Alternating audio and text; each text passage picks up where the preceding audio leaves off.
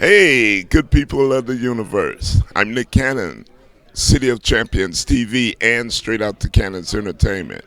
Tonight, we are at a very prestigious event. It's the Colt 45 Black Men's Baseball Hall of Fame. My dad, Clemmy Truck Cannon, is being inducted, along with Maurice Scott and Maurice Scott Jr., Benny Lewis Jr., and many, many more candidates. Bobby Jones, and so many more being inducted into the Colt 45 Baseball Hall of Fame. Get ready for a great evening, elegant evening, and just having a good time.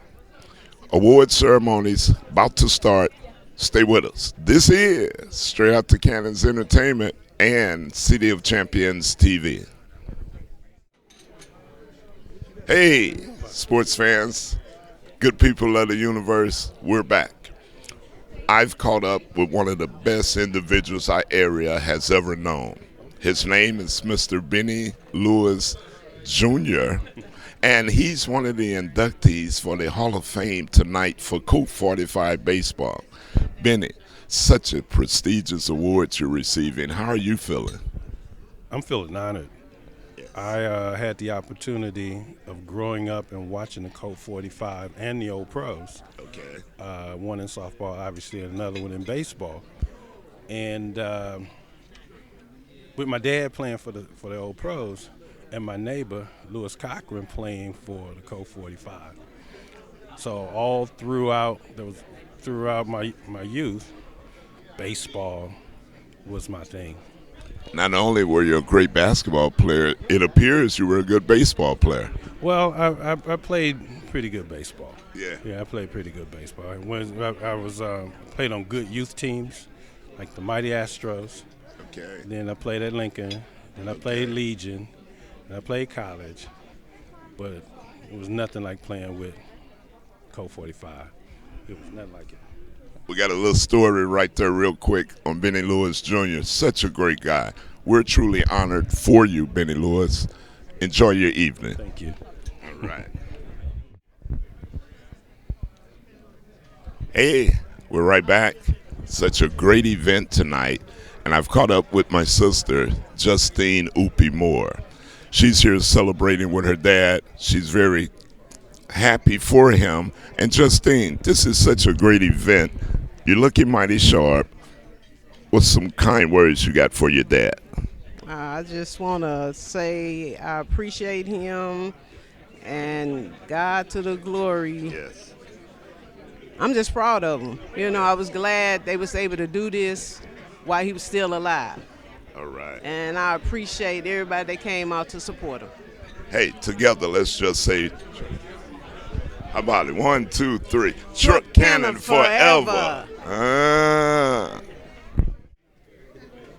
Here we are, good people of the universe. I'm standing here with not only my father, but an honoree for tonight's occasion. It's Clemmy Truck Cannon. Hey, Clemmy, you're being honored tonight for Colt 45 Baseball. How are you feeling, sir? I don't know how I'll be feeling. I feel all right. You look mighty sharp. Another picture. Your family is here to support you. We're hoping you have a great night, okay, sir? Thank you, sir. I will. All right. Here's the leader of the Cannons family. It's my sister, Carmen Cannon. She's here celebrating with her dad for this prestigious award. Carmen, how you feeling for Dad? I am feeling really great for Dad. He's looking good. He's sharp. He's ready to go. He's the Baseball Hall of Fame. He's really, truly worthy of it. Excuse me, folks. He's worthy of this award, wouldn't you say? Oh, yes, very much so. That's Carmen Cannon, my sister, Truck Cannon's daughter. We're right back at you, good people of the universe. It's my little brother. We're here as a family celebrating with our dad, Clemmy Truck Cannon. Hey, Lamont, how proud are you of your dad? I'm very proud of him, very proud. I love him so much, very proud. He's very worthy of this award, wouldn't you agree? For sure, he's the greatest I've ever seen. He's the greatest I've ever seen. That's the little brother of the Cannon family, Lamont. Carlton Cannon. We are in the building. The one and only, folks, is here in the building for this prestigious award that his brother's receiving, Benny Lewis Jr. Here's Ricky Lewis himself. Hey, Rick, I know you're proud of your brother. How about some kind words for him? Oh, look, I'm always proud of my brother. He's my big brother. Yes. You know, I normally follow him in things and always coming up behind him. But I went into this Hall of Fame in 2021. Awesome. Okay, so I went in 21. So this is the first time he had to follow me. All right. I have to ask you, after all these years, been knowing you myself all my life, who's a better baseball player, you or your brother? Me and my brother? Well, I would have to say we are. Okay, I love it. I love it. Hey, folks, that's but Ricky. I know the Pirates would have beat your team all the time. You Who, the junior pros? Yeah, that's no, right. No, we're not going to discuss that right now. I love this guy here. This is Ricky Lewis with City of Champions TV and Straight Out the Cannons Entertainment. Ricky Lewis, my man. Thank you. I shared with you guys earlier, we're the Cannon family, and we're in here deep. I've got my lovely wife with me. And before her saying things about our dad, I want to wish her a happy birthday. Happy birthday, baby. Thank you so much. I appreciate it. Thank you. It's a great award our father's getting, Baseball Hall of Fame. How proud of him are you? I am very proud of Truck. He's always loved me as his own, so I just want to say congratulations and many blessings to him. Teresa Ann Cannon, the birthday lady. Thank you. Have a good one. All right. I've got the oldest of my siblings with me, my sister Vanessa, and her guy, Mark. Hey, Vanessa, how proud of Dad are you? I'm very proud of my dad. He's been a great sportsman all my days, and I am very, very proud of him being honored tonight. So congratulations to my father, the great Truck Cannon. Congratulations, Dad. And here's my sister's dear friend with her. You proud of Dad, Clemmy Cannon? What's that? Yeah, I'm happy for him. All right. And here's the baby sister of the Cannons family, Catherine Moore. Hey, Kat, we love you so. I know you love your dad. How proud of him are you? I'm really proud to be here to support my dad. Congratulations again, Dad. Truck Cannon, yeah. All right. That's a good celebration. Here's my dad's best friend in the building, helping him celebrate this prestigious award. Levi, how proud of Truck are you? I'm gratefully proud of Truck. Sportsman all his life. All the games, basketball, football, and baseball. That's one guy that could tell us a lot about Truck Cannon, his best friend, Uncle Levi. Thank you, sir. Right on. Here's my dad's best friend in the building, helping him celebrate this prestigious award. Levi, how proud of Truck are you? I'm gratefully proud of Truck. Sportsman all his life. All the games, basketball, football, and baseball. That's one guy that could tell us a lot about Truck Cannon, his best friend, Uncle Levi. Thank you, sir. Right on. Here we go, folks. One of the best men our area has ever known, Brother Clocko. Clocko's here for this prestigious award going out to Clemmy Truck Cannon and Bobby Jones. Hey, Clocko, good to see you. This is awfully nice, isn't it? Oh, yes, very nice. Come out here and celebrate with Bobby Jones and Clemmy Cannon. It's a great opportunity.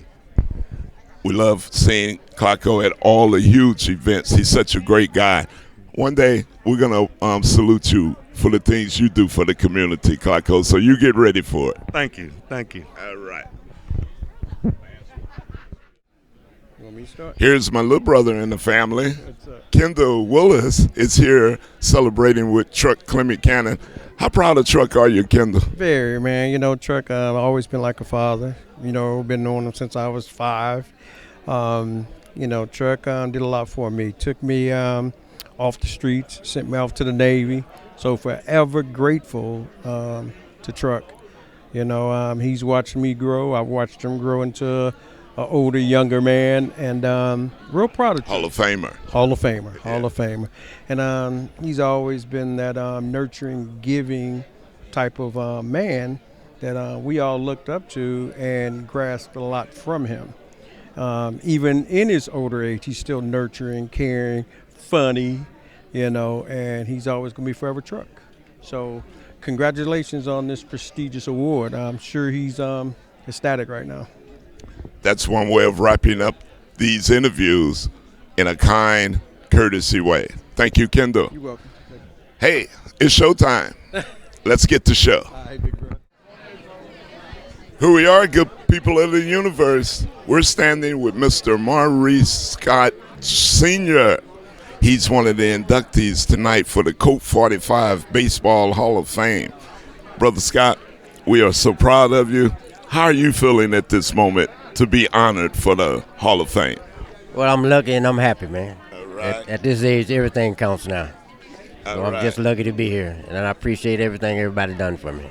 I grew up watching you play this game of baseball, and I tell you, I pat my game after you, sir. You was such a good ball player. I loved it, but your dad was number one. Okay. That's a nice shout out. Hey, enjoy your evening, all right, Mr. Scott? Yeah. Okay. All right. Here we are, folks, with another one of the inductees. It's the one and only Maurice Scott Jr. One a heck of a guy. Hey, Maurice, it's well worthy that they chose you to put you into this Hall of Fame. Not only once, I'm seeing twice. Tell us a little bit about it, Maurice. Well, last week, Coach Barry Millard, the athletic director at Mason Clark, Yes. Inducted me and several others into the Mason Clark Wall of Fame. I was about to speak on that behalf. That's awesome. Yeah. What a year, what a month you're having here in Black History Month. It's been a road, man. We were with the great Jackie Joyner Kersey, had her book signing at the Jackie Joyner Kersey Center yesterday, and it's just a blessing. It's a blessing from God, especially being inducted the same day that my dad, 84 years young, and for us to be inducted on the same day into the Baseball Hall of Fame, a guy that your dad, my dad taught us the game, and we pattern ourselves after them. We did. It's just God to the glory that this is a special day, man, for not only me, but for you also to see your dad. And we're getting to see their flowers while they're living, man. We got Maurice Scott, one of the best to ever do it, and I can leave you all with what a mighty God we serve. Congratulations, Maurice. Thank you, Nick. I appreciate it, man. All right. Let's go all the way back to King Junior High School Yes, and it does. Junior Pros Yes, and it does. Lincoln East Side of Bush Stadium. People don't know we used to play in Bush Stadium when we was in high school. Tell them Against about each it, other. Reese. Yes, we Lincoln did. versus- That's when baseball was baseball, man. Love you, dog. We're proud of you, Maurice. Yes, sir. Thank you. Job well done. Yes, sir. Maurice Scott, one of the best to ever do it. My man. We have some in the current MSBL League in St. Louis. Last year, folks, we had 105 people at this event. As you can see, it has greatly doubled. But what I'd like to do now, we're going to eat here in a little bit. Some of you are eating your salads. We do have a silent auction going on. All that money goes towards the Hall of Fame Building Fund. We got a halftime. It's grown pretty good right now. I got a mountain of tickets to unload, and we'll be selling those up to 3 o'clock. So at my events, you can generally do 5 things. You can eat and drink. You can get a history lesson on baseball. You can gamble with the half pot. You can go shopping with the silent auction. We're having a good evening. Now, I would love for Bobby Jones as preacher to come up here and say the grace real quick. And we can start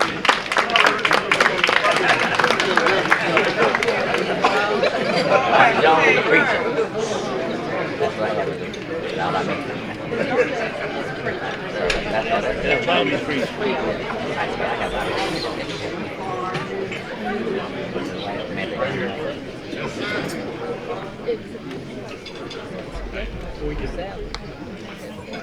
Glad I wasn't sipping my cocktail. Good bowed head. Lord, we just want to pause and thank you for just being God all by yourself. Lord, we thank you for doing what it is that you do each and every day. Lord, we thank you for all those individuals who are present here today. to be recognized for their accomplishments. We thank you for the family and the friends that have come to share with them in this recognition. And Lord, we just ask that you continue to do what it is you always do. Place a hedge of protection upon them. Continue to be a guiding light in their lives. And just continue to bless them each and every day. Lord, we ask that you will bless the food that we're about to receive. Bless the hands that prepared it. Bless each and every person who partakes in the meal. And help us all to remember that today, like every day, there's somebody without. These are all things we ask in your precious child, Jesus Christ's name we pray. Amen. Amen.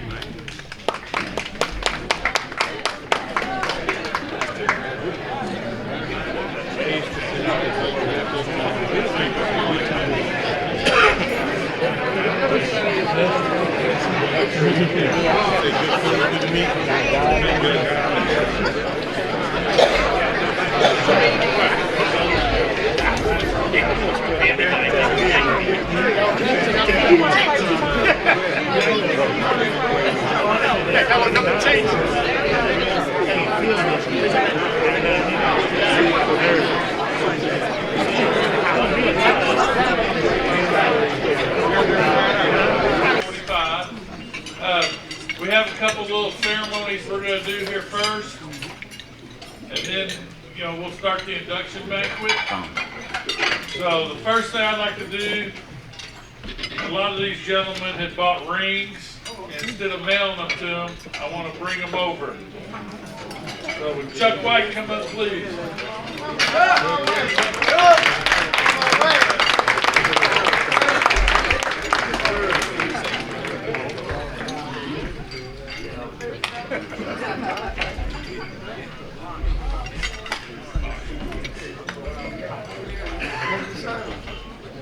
Carter Rethwich. This is Cardinal Cowboy for you St. Louis people if you don't know. Cardinal Cowboy goes all over town around here. You got any more at your place, Rich? You're not welcome to all day yet.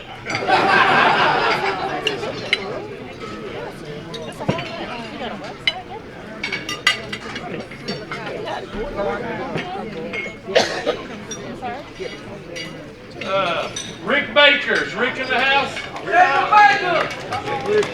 All right, Dave.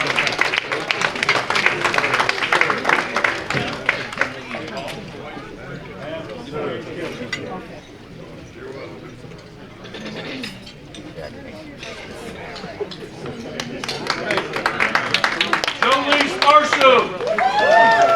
Jolise, let's go.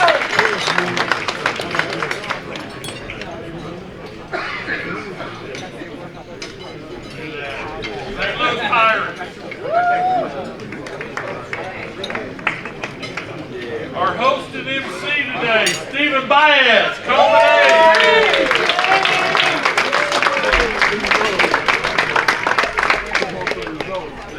Stevie B.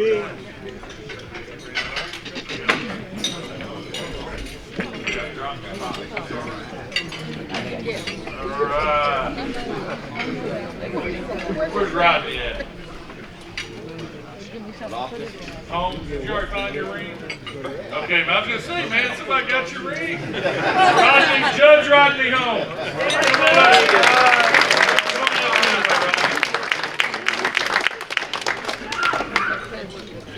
David Todd.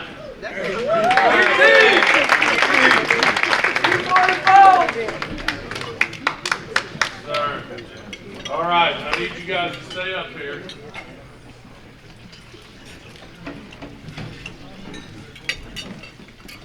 When we started the Semi-Pro Baseball Hall of Fame and doing the Hall of Fame banquets back in 2014, the St. Louis Wildcats were one of the teams in our league. And I knew Chuck White, I knew Chick Loggins, I knew William Shanks and Johnny Victoria, who we had played against the Pointers.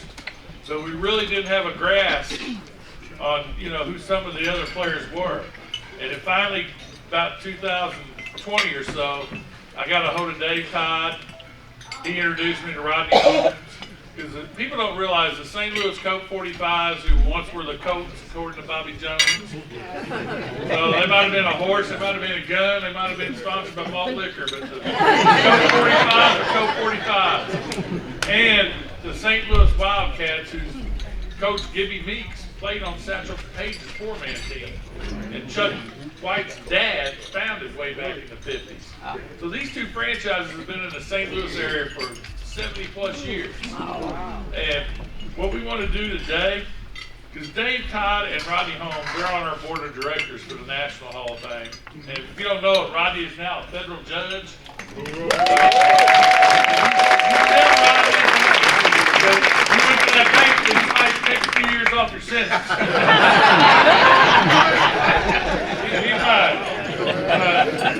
We've established an award this year, and last year this banquet had 105 people. This year we're at 255, 260. We've established an award this year, and the first two recipients for the National Semi-Pro Baseball Hall of Fame Gateway Region Ambassador of the Year are Rodney Holmes, Coach 45.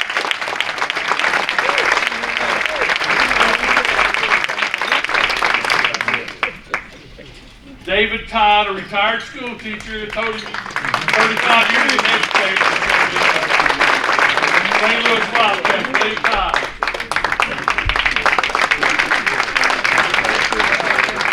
Now I would like to introduce our guest host of honor here. He's doing radio, Cardinal man, Stephen Byatt.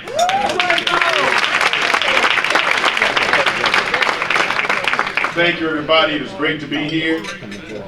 My name is Stephen Edward Bynes, Bart. I played with the Pirates, and I played for the COVID A's in the Semi-Pro League.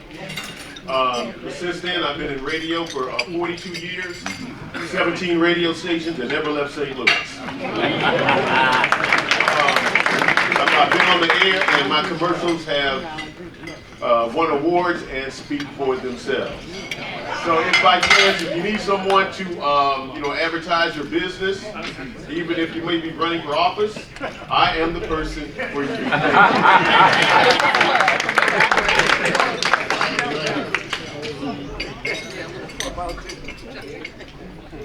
Yes, we also do political spots as well.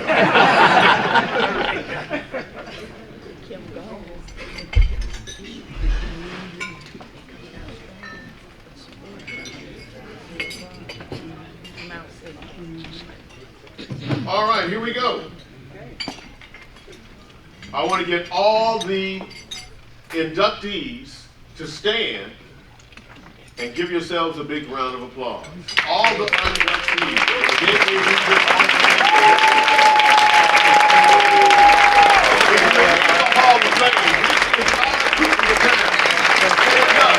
Get recognized.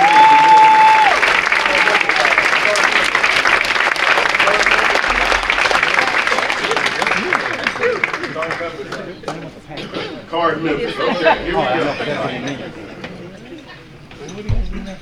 Also, I want to thank Tim for inviting me to come out and to do my thing this afternoon, this evening. A lot of inductees I know personally, but we're going to keep it moving, so I don't get a chance to tell any bad stories about them. Also, I'd like to send a shout out to Rodney Holmes. He's the East St. Louis representative for the National Semi-Pro Baseball Hall of Fame. Yes, indeed. Out of all the days in a year, I can't get this iPhone to work correctly. I don't know what it is. Right.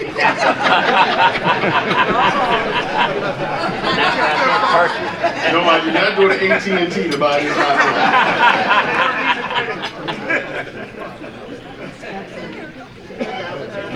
She almost that crazy.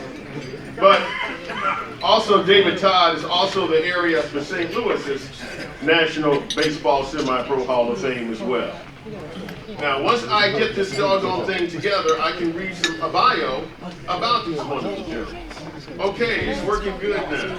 Hallelujah. Okay, first David Todd, National Semi-Pro Baseball Hall of Fame, inducted in 2020. Also a St. Louis Amateur Baseball Hall of Fame member in the class of 2022. He also played for the St. Louis Wildcats and the Coven A's. Ladies and gentlemen, 21 years played, Tandy League, Co-Belt Black Ball Circuit, and North County League. Let's give David a big round of applause. Also, Judge Rodney Holmes. His number was number 7 back in the day. He was the second baseman for the East St. Louis Colts and the St. Louis Wildcats. 3-time Montclair League All-Star. Great hands, contact hitter, and he also hit for average. He's a member of Omega Psi Phi Fraternity Incorporated. He went to Lincoln University, and let's give Rodney a big round of applause.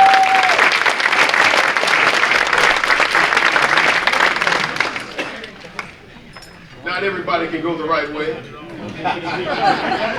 Like Cap Alpha Psi, which I am a member of. And we have a member here from Tennessee State University as well. Okay, let's break it on down. We're here to honor and celebrate the life of these St. Louis National Semi-Pro Baseball Hall of Fame icons. Rodney, can you come up for a minute, please? I want you to talk about Jeremiah Burhage from the Val Meyer Lakers. Anybody from the Val Meyer Lakers here? If the family of Bergie could come up, I would really appreciate that. Extra minute. I don't care. Come on up. This is about Bergie. Come on up.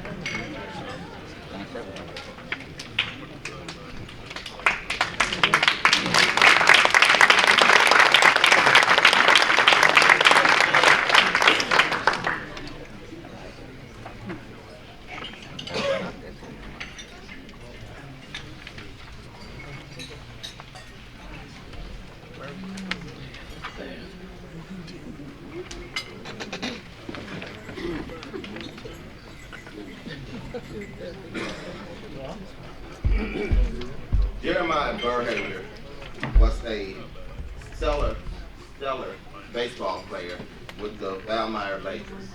He played shortstop. I was playing Montclair League when Bergie first started playing with the Lakers. He was in high school at the time. And he looked and was like, who's this kid with this cannon for an arm? I mean, he was good. You had to take account of him as a player. Tremendous arm, good hands. Years past, he's made tons of Montclair All-Star teams. 2002, he won a batting title. He hit like 541 or something like that. I got to play against him in 2002 in the All-Star game. He was, Bergie played with the Monroe Division All-Stars. I was in the St. Clair Division. So I really got to know Bergie years later because some of us are too dumb to stop playing baseball. Me and Bergie played on 2 teams together. A team called the Honey Badgers in the adult league. We played in a 40 and over league and a 43 and over. The last time I saw Bergie, we were playing, this was last year, we were playing at Grizzly Stadium. It was the weekend where the Cardinals were playing the Yankees. And he was playing shortstop, I was playing second.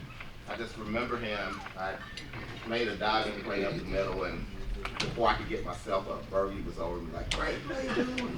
And after the game, there was a lot of teammates with their kids there. And Bergie was just a natural coach. So he started working with the kids at Grizzly Stadium after the game, after playing a full game. And that was the last time I saw Bergie, because Bergie passed that following Saturday. So, tremendous ball player. We have his family here, and it's a great loss. But today we celebrate the athleticism, the pure skill, a pure ball player. He also played with both of the independent league professional teams here. He played for the Gateway Grizzlies as well as the River City Rascals. He played college ball at SWIC, BAC for us old timers. And he played at SIU Everett. A tremendous talent, a tremendous loss, but today we recognize him by inducting him into the National Semi-Professional Baseball Hall of Fame.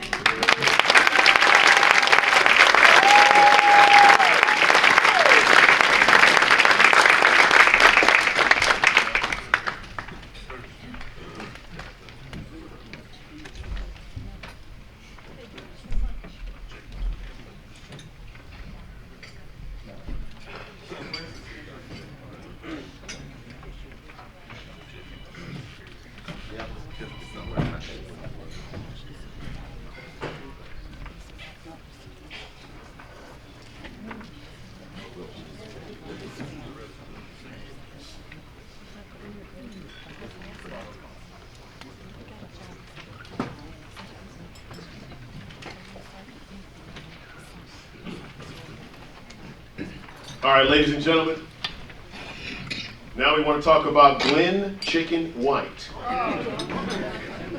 What a nickname. As a matter of fact, we have a couple of chickens on the list this afternoon. A lot of chickens on the plate. He played 15 years. He was a pitcher in the leagues. He played for St. Louis, North County, Black Ball Circuit, and Tanby. The teams, he played for the St. Louis Wildcats. He was indeed a power pitcher with an electric curveball and heavy slider. Glenn was intimidated with his ability to impose his will on any batter who ever stepped in the box. Let's give a big round of applause for the spirit of Glenn Chicken White.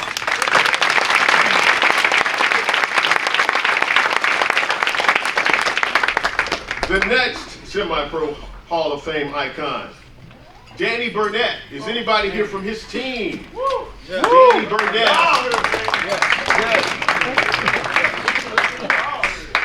It's really something how life can put you through changes.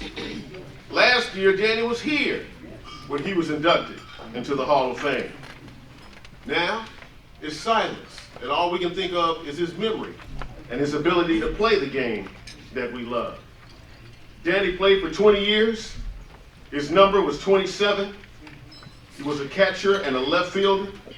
The leagues Danny played in: St. Louis, North County, the Black Ball Circuit, and Tandy.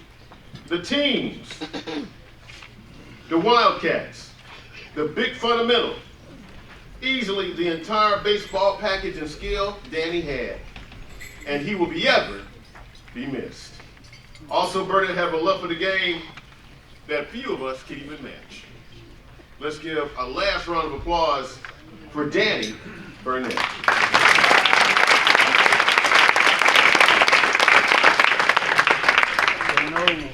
Dr. Ted Savage. How many of you guys remember Ted Savage from back in the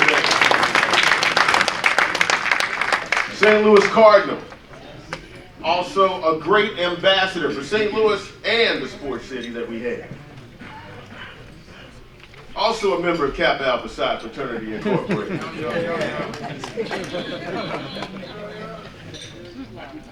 This East St. Louis icon graced the ball fields of East St. Louis, where he made a name for himself, which he led to a college career at Lincoln University. With skill and dedication, Savage was talented enough to play for several major league teams, including his home team, the St. Louis Cardinals. Once retired, Savage dedicated his life to developing local baseball talent while athletic director at Harris Stowe State University. Let's give it up one more time for Dr. Ted Savage.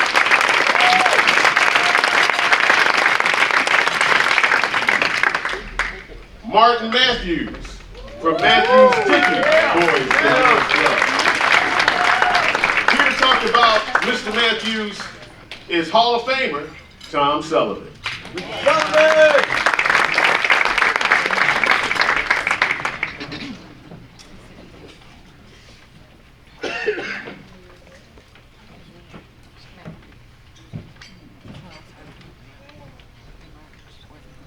Thank you, Stephen. Good evening, or good afternoon, everyone.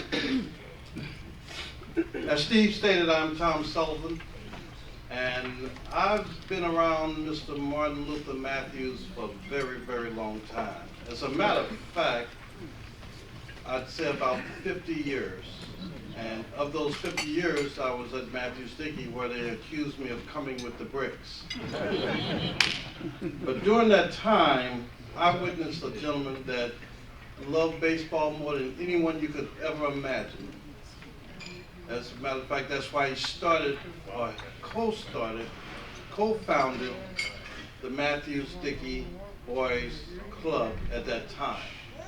We're now returned to the Matthews Dickey Boys and Girls Club, and now we're Matthews Dickey.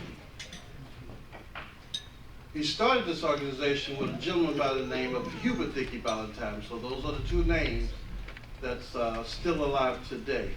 And before I go any further, I just want to show you something with everyone that either played with the Matthews Dickey Knights or within the Matthews Dickey Boys Club, Boys and Girls Club, would you please stand right now?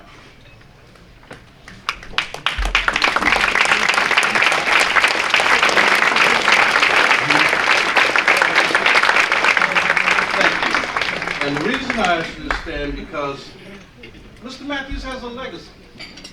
And no one is dead, even though Mr. Matthews passed on November 8th of 2022. But no one is dead as long as someone alive keeps the legacy going. And you all can do that. You do that for yourselves, you do it for the children. Now, Mr. Matthews and Mr. Dickey, when they were first starting this organization, they had a minimum of 75 teams. If you can look back at some of the times when we look at some of the history of our nation, our great nation, we saw bread lines wrapped around the corner. Well, that's the way our baseball program was when they were coming in to get their uniforms and coming in to register. 75 baseball teams, 15 to 18 players per team. That is quite an impact for North St. Louis at that time. When you go out to go to practice or go play, every public field and park was filled with children playing baseball. And the great thing, what I remember more so than anything else is the economical piece of it. We all know that this is America's sport and we love that sport, so we play it. But Mr. Matthews came with a plan where he only charged a child $15 per membership. Now, we had to pay umpires, we had to pay for uniforms, we had to pay for registration, just different things you had to pay for. That was raised by someone that loved baseball, Martin Luther Matthews. Now, as time went on, we really came to realize just how valuable that $15 was. Because when it was $15, gas was right at 25 cents a gallon. Today we charge kids $25 for membership. We went up a whole $10 in 40 to 50 years. Wow. And gas is now, the regular cheap gas is down to $3.15. And so that gives you an idea of how Mr. Matthews really fought for us as children in the game of baseball. He went on and took a partnership with Ted Savage and started RBI, which is Reviving Baseball in the Cities. A lot of us was impacted by that.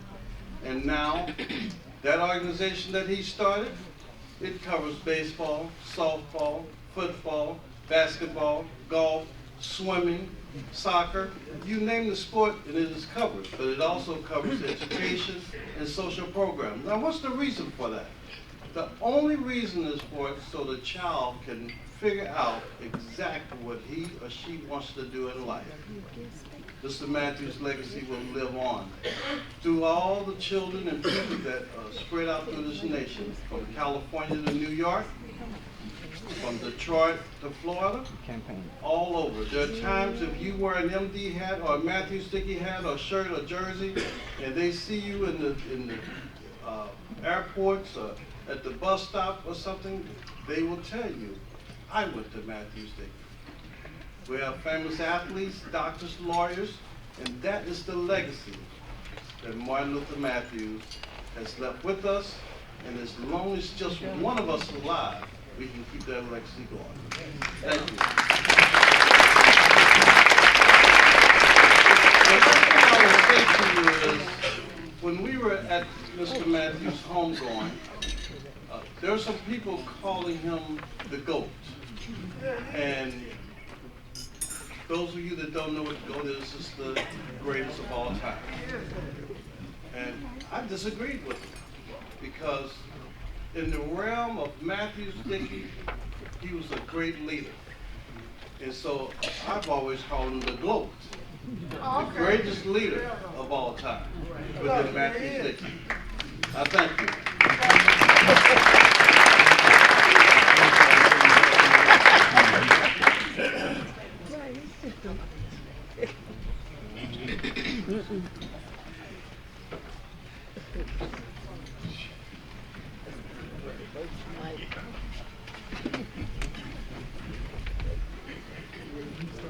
Let's give it one more time to Tom Sullivan.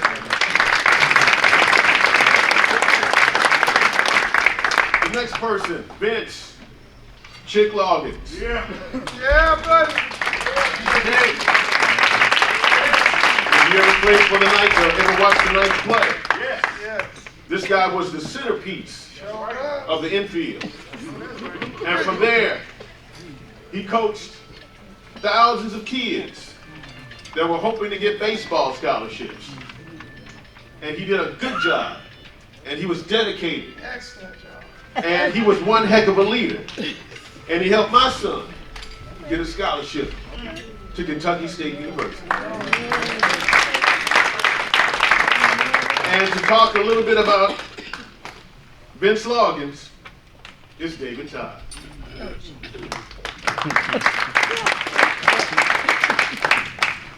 Good afternoon and welcome to each and every one of you. This is a very special day for all of our inductees and those that we are honoring. If I could, I would like to have a representative from Vince Loggins' family to come up, please. As they're doing that, this is real difficult for me.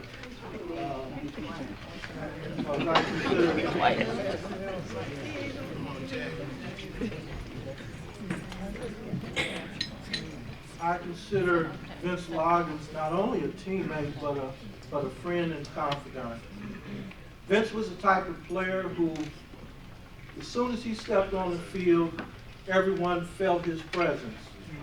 The game came very easy for him, but he worked very hard to become the ball player and the person that he was on that field. We typically categorize the best baseball players as having 5 tools. But I suggest here today that Vince had a 6th tool, which was his IQ for the game. He just felt it. He knew what was coming. It was innate. It was built inside of him. And he shared that gift with youth, semi-professionals, professional ball players, and he continued to give back. And we miss him dearly. He was a brother, friend again, and a confidant. And we'd like to present this to Miss Jackie Loggins and her family, as we appreciate and value so much everything that Vince has done for the game of baseball.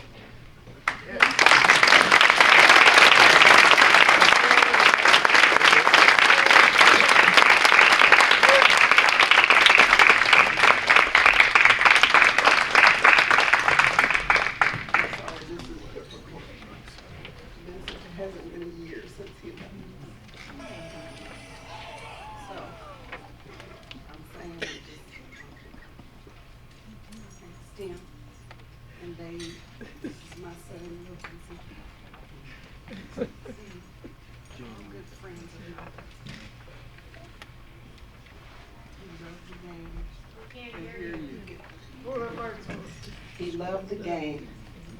He could play the game. He could see the game for the players were even on the field. I became a fan of the game before my husband. My brother played, and my brother played with a lot of these gentlemen in this room. So when Vince went to the Knights semi-pro, the Wildcats, the Pointers, I was in tow. And some of these gentlemen I hadn't seen since we left the last game. There's rumors of me getting thrown out of games, which is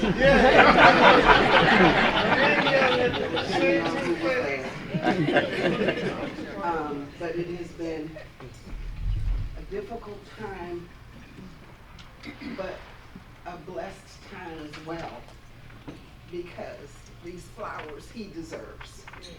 He specifically went into the city to pluck kids that look like us to play this game and get opportunity to go to college and or take it to the next level. He impacted a lot of these men's lives, and I appreciate you all for acknowledging his contribution to this sport.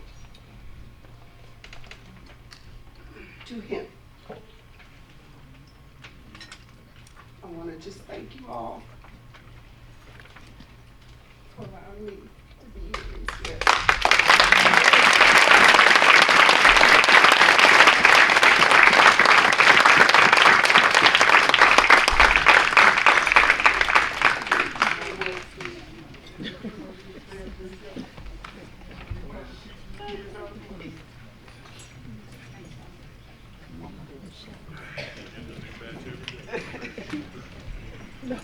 Woo.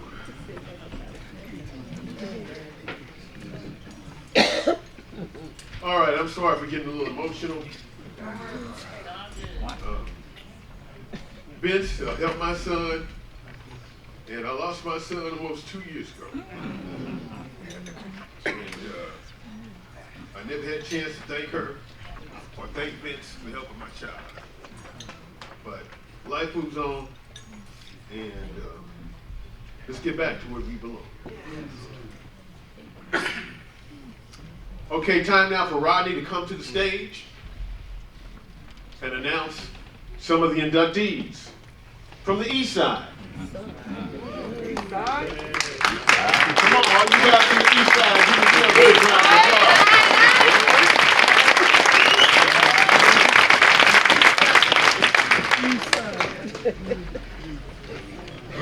Just so everyone is clear what we're doing, this first group, we're recognizing the inductees, the ball players that are no longer here, the deceased. After that, then we will proceed to acknowledge and induct the living members that are present. First, we would like to start off with Willie Lefty Adams. This would be a great day if Willie was still here because his son Mark Adams is being inducted today as well.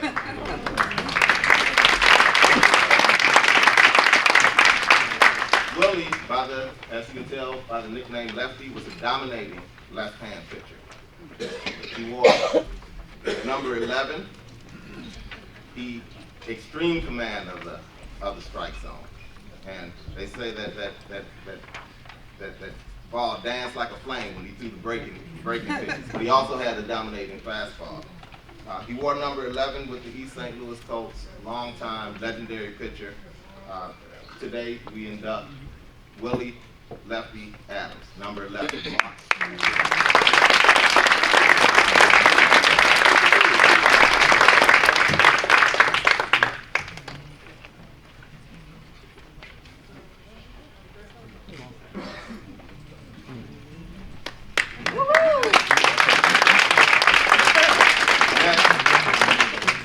This is an individual I've known, I knew all my life.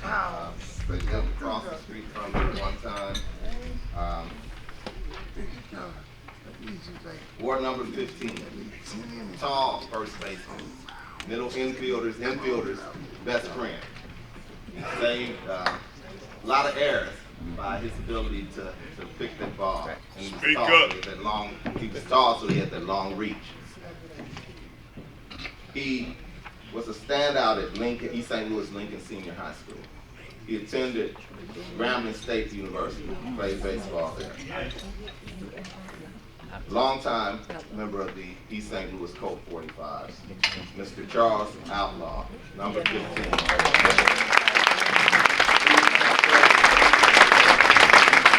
We have with us today Charles' wife, Napoleon Outlaw, his daughter, Joshua, and his granddaughter, John. And if one of you could come up, please.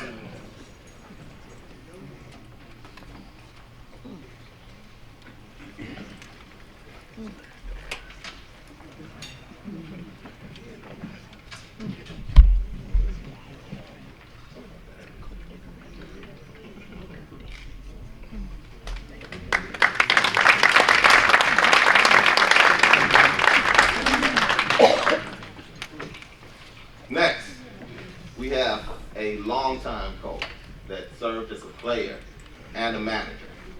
Number 12, Willie James Harris. Yes.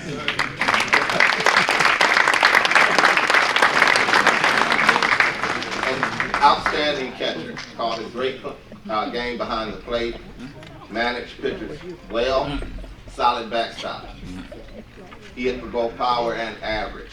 I was told, because I'm a little younger seeing Willie James play, that he was drafted by the Pittsburgh Pirates, but he never went because his wife had just had a baby and the family obligations were up as such that he didn't play.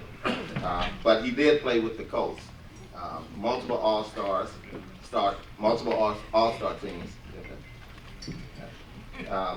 And after he finished playing, he managed the Colts for years. You look at the dugout, you look at third base, it was Willie James calling the shots at the Colts. So, and I actually, I knew Willie James. I played with his grandson. He'd be at every game, just cheering people on. So, with that, number 12, catcher, Willie James Harris.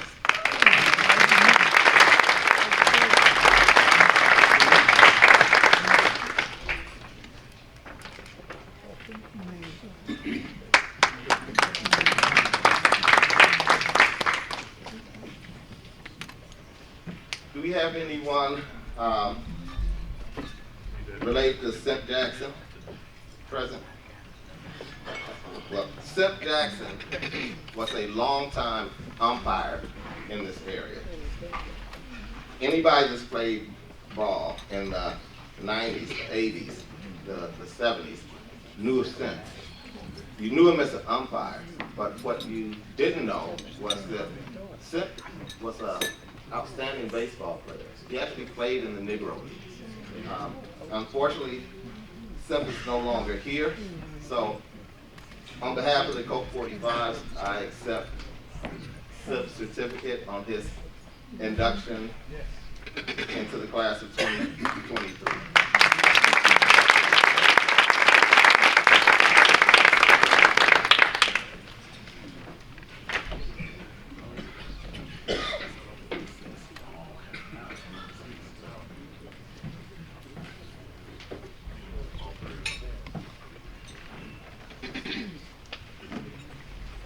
Okay, we're going to get back to the 45s and the Wildcats here in a little bit. I'd like Mrs. Diane Wenzel to come back up to the stage, because a while ago when we were talking about Jeremiah Berger, we didn't talk about some of the stuff that Jeremiah did as a coach.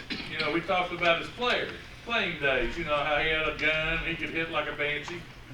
So Jeremiah taught a lot of kids how to play the game. He was coaching with the St. Louis, I believe they were the Tigers, like a travel team. He was at a high school. And I would like to acknowledge that part of his giving, like Mr. Loggins. And when we first started doing the Semi-Pro Hall of Fame in 14, Chick Loggins was the first guy that I put in from this area. But Diane, we'll present you with Jeremiah's certificate and talk about what a great coach he was as well.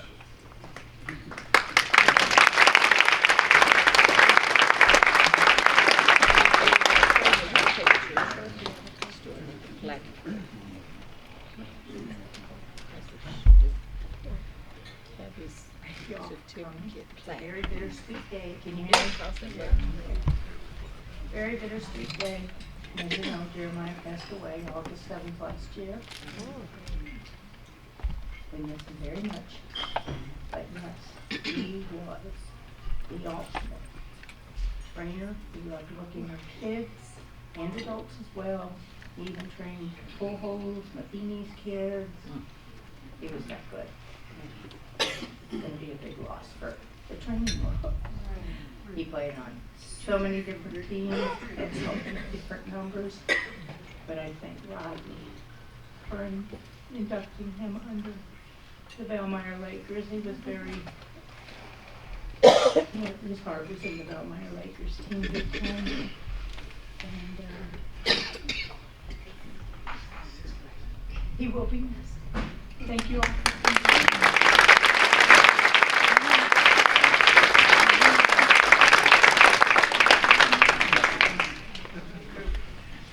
Hey, man. Thanks.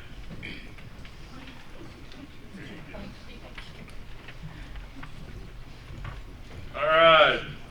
Our next Hall of Famer, this is the first for St. Louis. I mean, we had a guy from St. Louis drive in from California, or fly in. But our next Hall of Fame inductee played in the big leagues for 6 seasons.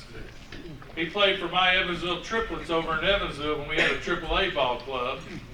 Started playing semi-pro in high school with the Utica, that's our first Big Apple guy, New York semi-pro team. And we'd like to welcome Boots Day to the Semi-Pro Baseball Hall of Fame.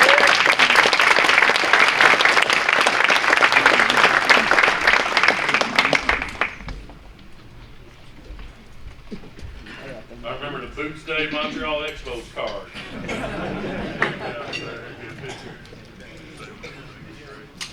I just want to thank Tim for his committee for nominating me for this honor. And like you said, I'm now around here. I've been here now for 39 years.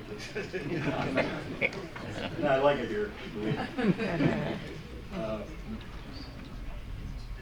Baseball has been, good to me. When I was growing up, of course, I'm from New York, so they had the Yankees, Giants, and Dodgers. And everybody goes, well, who's your best player you like? Who's your idol? I said, well, it's not Mantle or Mays or Duke Snyder. No. I said, a guy named Stan Musial. Oh, yeah. So everybody was flabbergasted because I didn't pick a New Yorker. So, anyway, I've had a lot of fun in baseball. It's been really my whole life.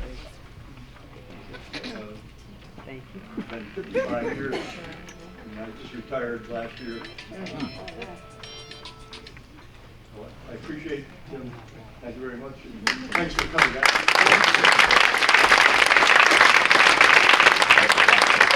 Now, Boots will be coming over to see me in Indiana on August 11th and 12th for the Indiana Sports Hall of Fame. So he gets to knock 2 of them out in 1 year.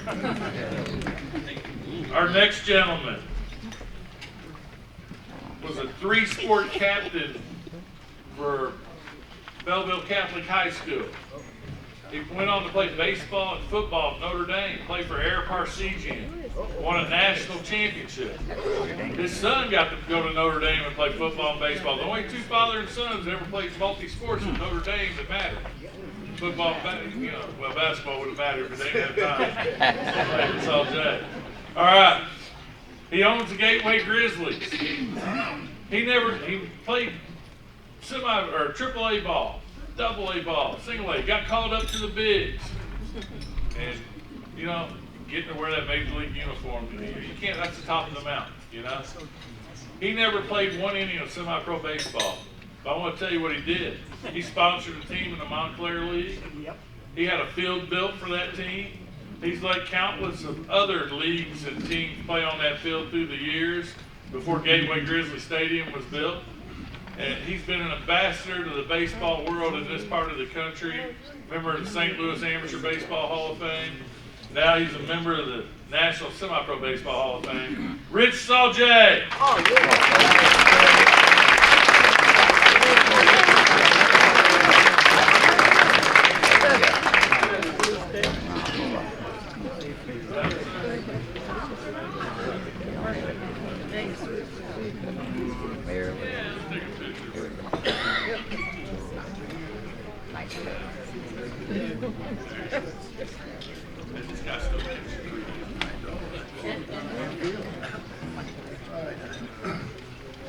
Well, I didn't expect that particular introduction like that, but she did a lot more than I anticipated hearing from today. It's really great to see so many people, the relationships you all have with each other, and guys putting teams together. You don't hear anything about statistics. It's all about how much fun we have and the friends we made. That's what's great. And then later on, when I got into the business world, I wanted to provide a facility that I can remember years ago playing in Jones Park down in Indy City. My mother was Irish, and she lived there, and whatever. And I wanted to build something that all these young kids come out and wanted to watch a young man at 7 years old, or 12 years old, or 15, when they play in our ballpark, they feel like they're in the big leagues. It's their little feeling. It's really wonderful to feel that, see that, and experience it. So I really thank everybody. There was one name brought up a while ago, and I think you're all going to get a kick out of this. When I played professional baseball, I signed with the Atlanta Braves, and they sent me to West Palm Beach, Florida. When I got down there, got a uniform and all that, went out and took some batting practice, infield and all that. And there was a gentleman that came in earlier into our clubhouse, and I didn't recognize him. So I go in the dugout. I'm in the lineup that night to pitch to catch that first night in. The next thing you know, I go down to the bullpen, warm up the pitcher, no pitcher. So I ran back down the dugout. I got down to the dugout. All of a sudden, the guys starting lineup ran out on the field. I'm going, doesn't the pitcher warm up in professional baseball? So I look over, and here comes out of the dugout comes Satchel Paige.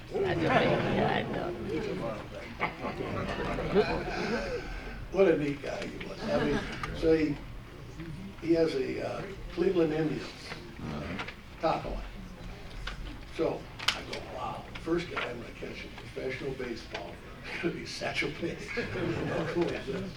So, I went, so he threw about 10 pitches, and he tips his hat, he's ready to go.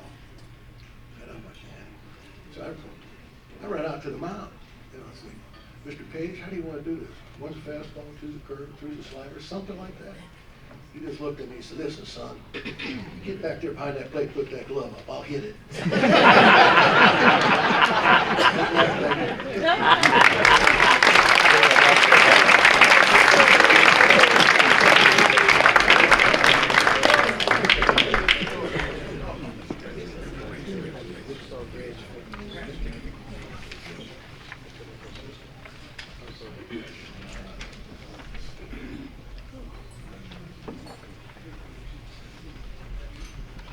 Okay, our next gentleman.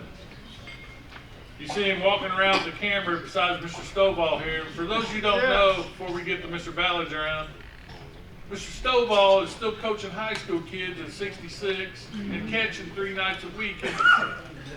Say, well, I made you 2 years younger. Still catching 3 nights a week in the men's leagues over here and blocking balls. All right, our next guy. Been a fantastic photographer in the St. Louis metro area for years. Spent a stint of 30 years in the Montclair League in different capacities. He was a manager with the VFW Millstat team. He's been on the Montclair, board of directors. Just basically, you think of Millstat, you think of Paul. Outside the Cardinals and everywhere else, he's worked and clicked photos around here. But he's a baseball man too at heart. So he can't even stop filming today. He's over there taking pictures when I'm not looking. But I want to welcome one of the long stays in the Montclair League, up there with the Peepers from Valmeyer, up there with Bernie Mears, same category. Paul Ballinger.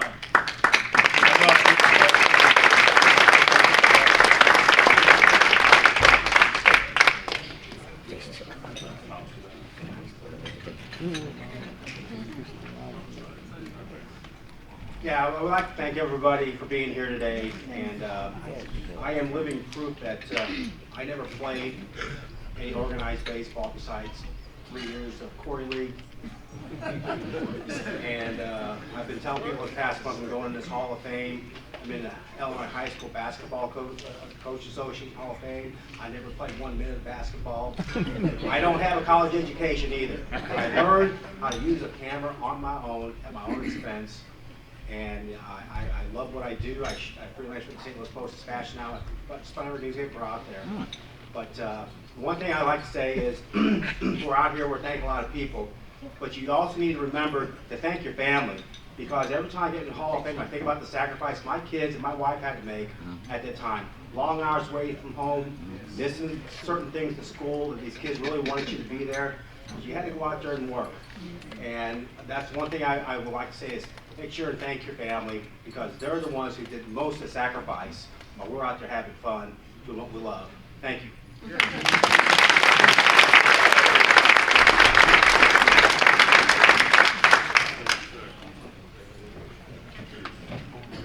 All right, we're going to turn it back over to Mr. Baez, and about halfway through, we're going to take about a 10-minute break so everybody can go use the restroom, get the silent auction one more time.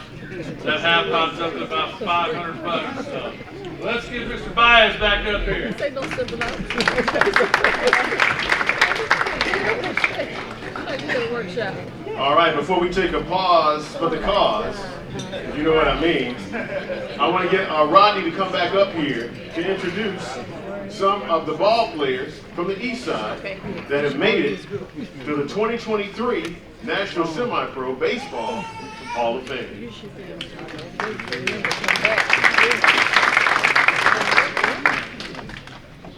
I'm going to try to be brief, and I'm going to use the layperson's term, not the legal term, because as lawyers, when you write a brief, that's about 80 to 100 pages. We're not going to do that. But we're going to start off with Joe May.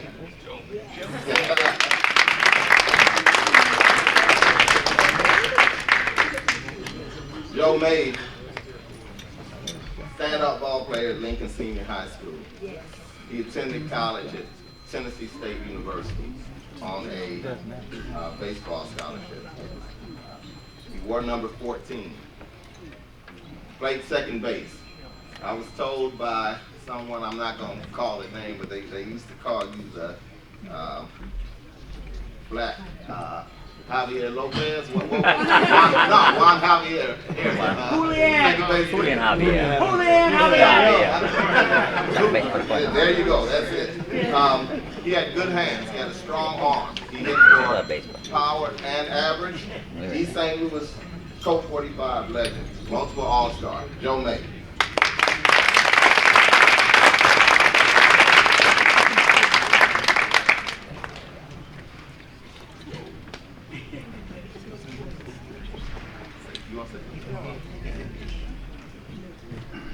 Well, thank you. I'm not computer literate, so and I don't use the iPhone to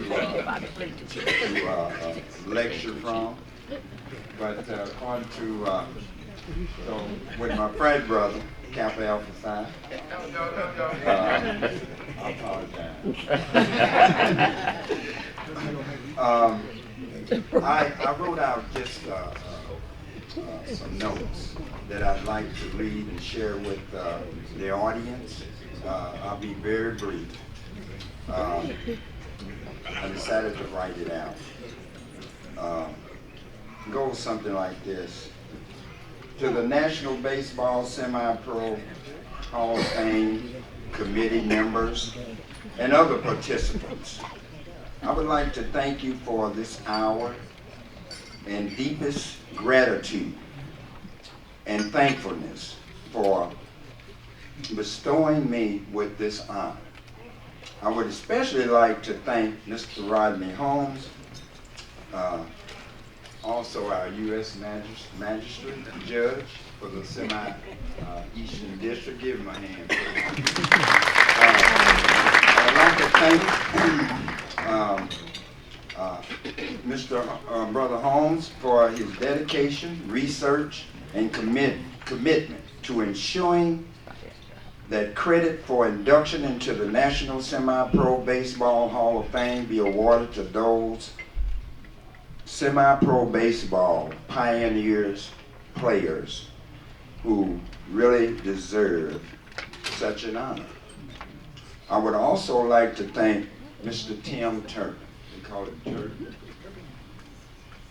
if you will, for his relentless contact with me, gathering some historical information of my semi-pro baseball career and certain memorabilia and so forth I might desire. I would also like to thank fellow East St. Louis Colts baseball team members. Maurice Scott Sr. Maurice, raise your hand. He was a team member, and his son, Maurice Scott Jr., who's a sports writer for the St. Louis American newspaper. Also rallied in support. They also rallied in support for me in this induction into the National Semi-Pro Baseball Hall of Fame. Let me just say that there are many others who I cannot name who also supported this cause on my behalf. My journey, love, and life playing baseball started earlier in my life, involving many mentors in the likes of Charles Harris, Willie James Harris, Clement Cannon, Coach Leroy King, Pat Owens, former Pittsburgh Pirate player, and the late Coach Lawrence Simmons. I also remember the likes of seeing semi-pro baseball players at Lincoln Park in the 50s, watching players like Sam Taylor, Ted Savage, Fox Jones Sr., the Monk brothers, Big Monk, Lil Monk, Louis Cochran, Cito Gaston, who you know went on to become head coach and two-time World Series champion with the Toronto Blue Jays. Playing semi-pro, they were playing semi-pro baseball with the Hawks, the Box, and the Midgets, and watching the Young Crusader newspaper annual picnics parades featuring appearances by Major League Baseball players Ernie Banks, Don Newcomb, and Roy Campanella. During my high school years, I'm almost finished. During my high school years playing baseball, we had a formidable baseball team. The infield was so good that we would strike fear in the opposing team just taking infield practice. That infield consisted of Antoine Rook. Antoine, raise your hand. Yeah. Myself, Bobby Jones, yeah, and Herbert Milton. Bobby nicknamed me Hooley, reminiscence of the great Julian Javier, who of course played second base for the St. Louis Cardinals. I would like to say that Pat Owens, who played for the Pittsburgh Pirates, was very instrumental in getting that major league organization to look at me, and they followed me through college at Tennessee State University in Nashville, Tennessee. I was going to be signed to a major league contract with Pittsburgh upon graduation. However, I was drafted into the Army, sent to Vietnam, and my career in baseball upended. Fortunately, upon my return from the war, I played baseball with the East St. Louis Colt 45s and played for 35 plus years. I saw the likes of the many young players who are currently in the National Semi-Pro Baseball Hall of Fame. My brother, Art May, was a player and head coach of the East St. Louis Colts, and I know he is smiling above with a thumbs up. He jump-started and was very instrumental in baseball ventures and aspiration of many current National Semi-Pro Baseball Hall of Fame inductees from East St. Louis.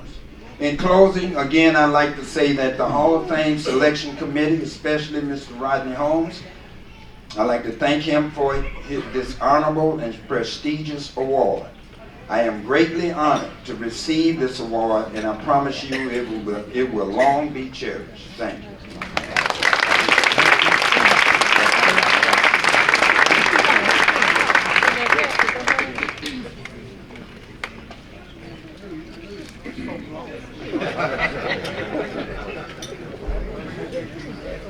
I'm doing page checks next time.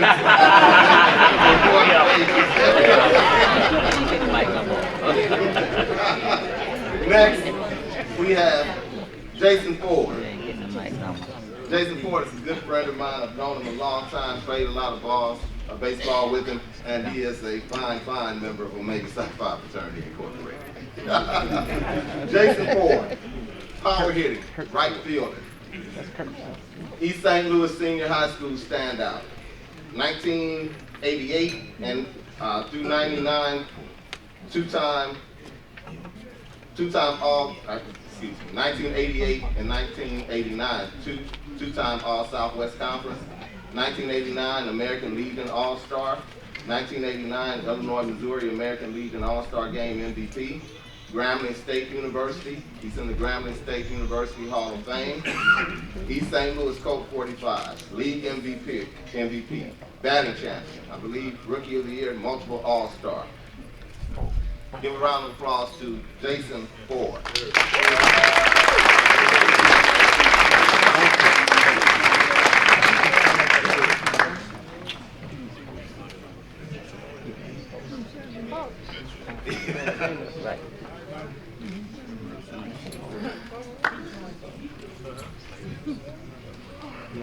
I'd just like to thank everybody out for coming out. I think Joe said it for everybody. I played with Joe coming back from college, so yeah, he, even a little bit older than me, he still had the skill set. You know what I'm saying? So just thank everybody for coming out. This will be cherished. These capitals here, those are the cues. Thank you.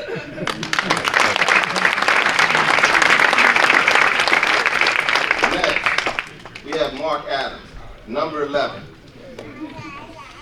Mark played first base, great hands, and faster than most first basemen that you would see. The guy could run. Had a strong arm and line drive hitter. He would lace line drives up the middle, out the field, but if you made a mistake and hung something, he'd turn on.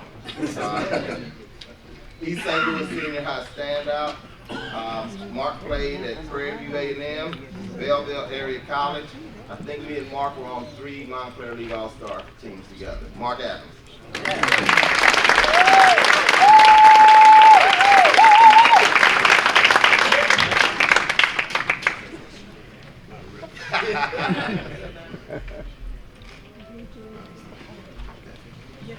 Just want to thank everyone. I don't have a speech or anything. Just want to thank Rodney Holmes, the Academy, and the guys that I played with. A lot of my coaches taught me a lot. Andy Walker, Don Stovall, they were my coaches. I wound up playing with them. Joe May, Juan, my big dog here, Jay Ford.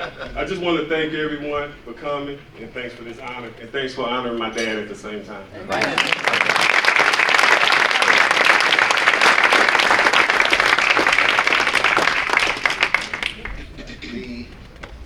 What I'm going to do next is I'm going to bring these 2 nominees up together because I think it's fitting. We have Maurice Scott Sr., number 4. Smith Field and shortstop. Long time fixture with the Colt 45. So I was told that when the Colts went on the road, first person the opposing team would ask for is like, where's that little shortstop? So Maurice Scott Sr., number 4, come forward. Also, Maurice Scott Jr., number 4. He started off wearing number 4 because that was his dad's number. Then he switched to number 0. He was left fielder. I played ball with Lil Scotty. He had speed. And if it was in the air, it would be caught. He went to Illinois State, right? Illinois State University, but longtime member of the Colts. Another thing about Little Scotty, and that's what we all called him, he made great contributions to semi-pro baseball across this area as a sports writer. He wrote with the St. Louis American, St. Louis Monitor, articles for the Monitor, the radio. If anybody knows, and I know you do, Demetrius Johnson, who's a good friend of mine, Scotty had me on Demetrius Johnson's last radio show. So, a longtime coach, good friend of mine, and it's a pleasure to have you 2 go in, father and son, together.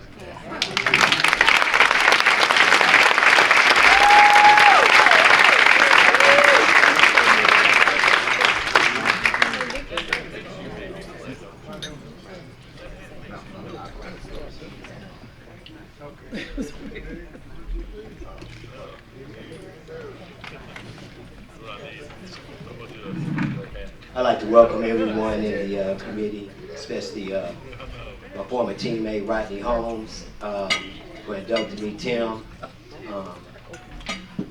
It's a pleasure and an honor to go in with my dad today. 84 years young.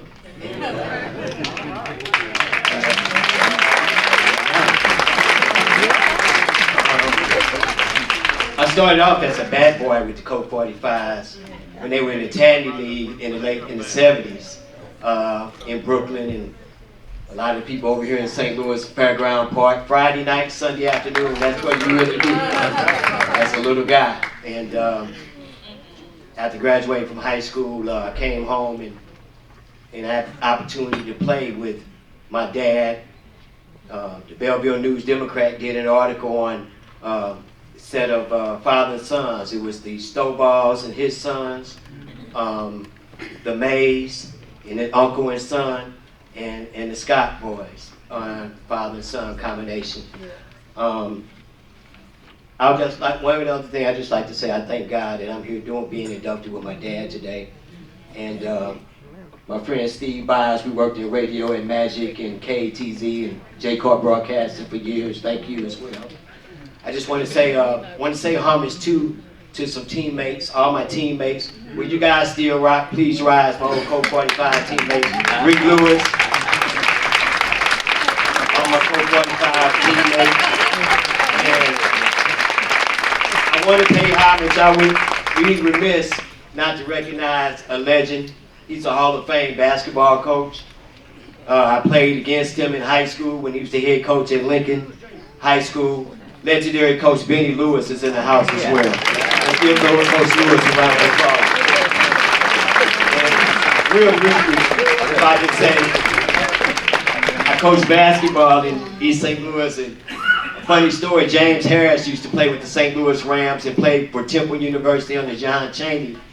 And he was one of Benny's players that won 3 state championships in a row. The first time ever with LaFonso Ellis, who you see now on ESPN.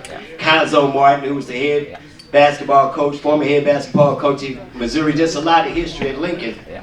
And James and I went and knocked on Coach Lewis's door. He had retired, and we were coaching middle school. And James knocked on there and said, "Boss, why don't you come help us? How you want to coach?" And Coach Lewis said, "Hey man," had a cigar in his mouth. "Hey man, ain't nobody never asked me to come home, but I'll be at practice tomorrow." So Coach Lewis, thank you so much. Thank all of you, I appreciate it. And Dad, I love you. Thank you.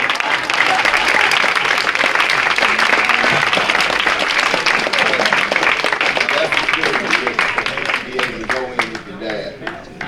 So next, since the Lewis family was mentioned, I'm gonna move next to Benny Lewis Jr. All right now. I played with his brother Rick. Benny had stopped playing by the time I came along, but he played first base and outfield, wore number 15. Solid defensive. He hit in the 3-hole. Extremely productive hitter. Lots of RBIs. He hit for both average and power. He played baseball at Tennessee State University. He's a 2-time All-Star with the East St. Louis Colt 45. Mr. Benny Lewis Jr.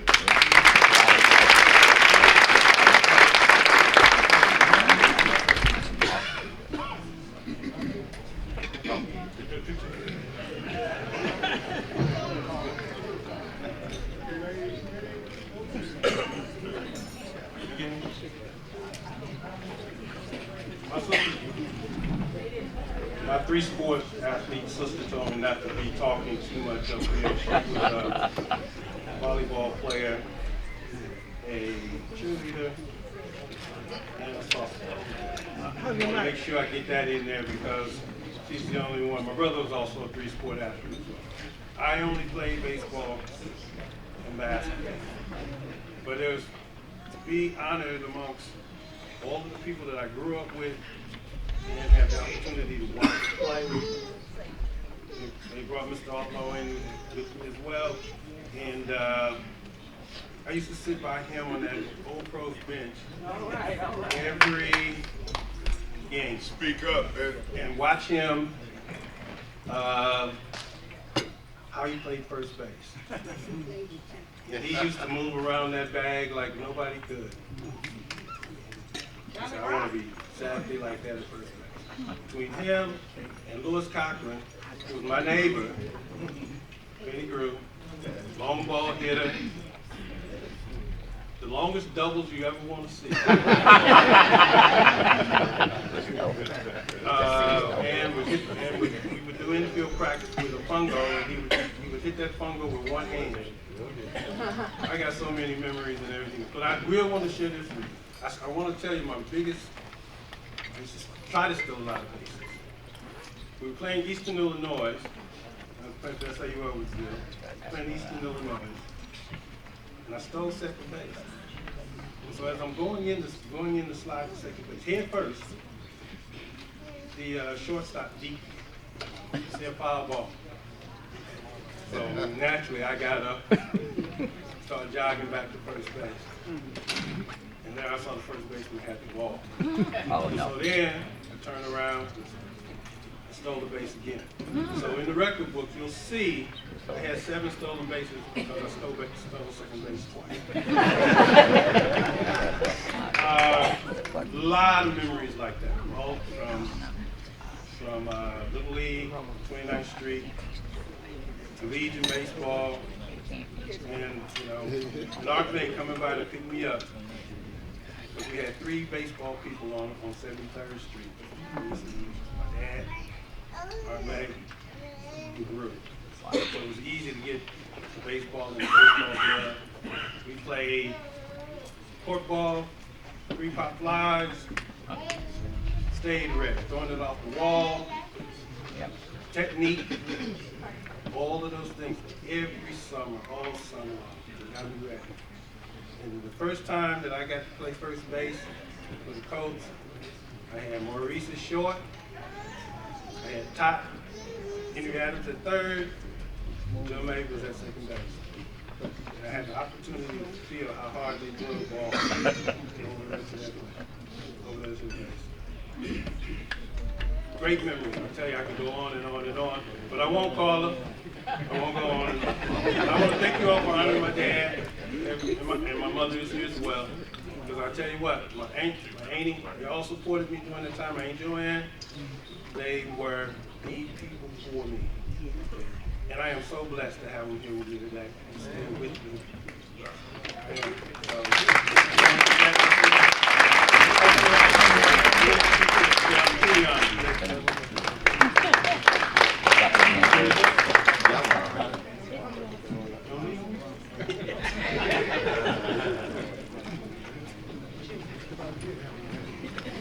Next, I'd like to bring to the stage a guy that's already in the League Hall of Fame. He's a Montclair League Hall of Famer. Ted Daniels. If you went to Eastside, you knew him. He taught French there for years, but tremendous umpire. He umpired baseball, high school, semi-professional, American League for years. And as stated, he's been recognized many times. He's in the Montclair League Hall of Fame for his skill as an umpire, and now he's being inducted into the National Semi-Professional Baseball Hall of Fame. Ladies and gentlemen, Ted Daniels.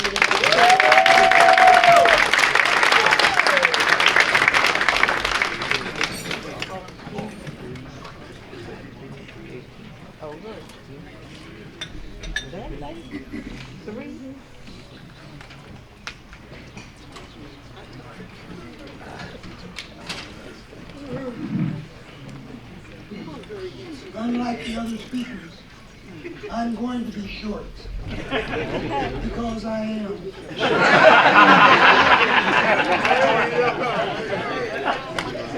Balls and strikes, fair and proud, safe or out. That's how you remember me. That's good enough. And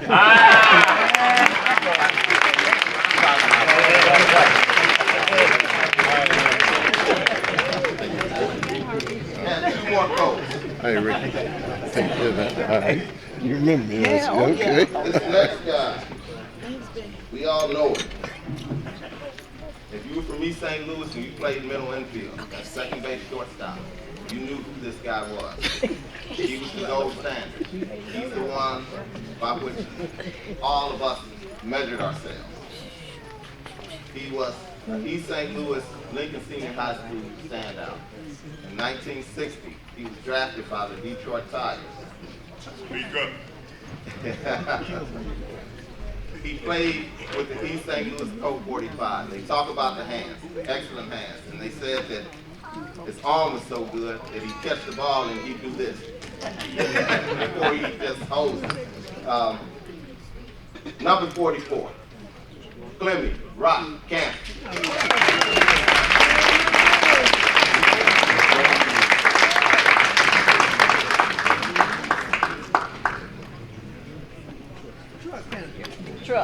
Truck. I said rock truck, sorry. Before my time.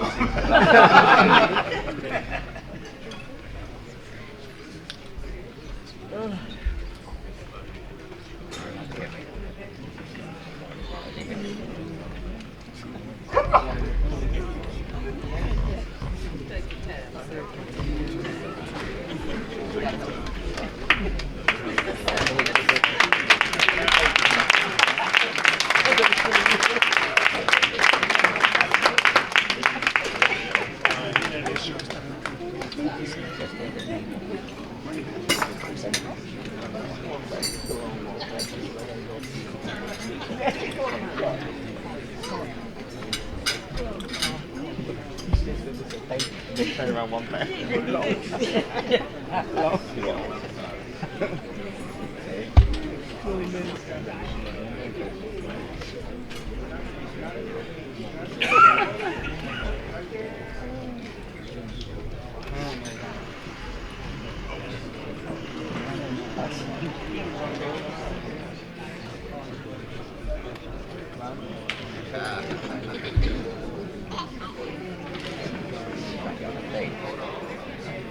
Hey guys, please allow me to greet each and every one of you by simply saying, through it all, still, what a mighty God we serve. I'm speaking on behalf of my dad. All right. Come on now. Black History Month. Yes. My hero. Well.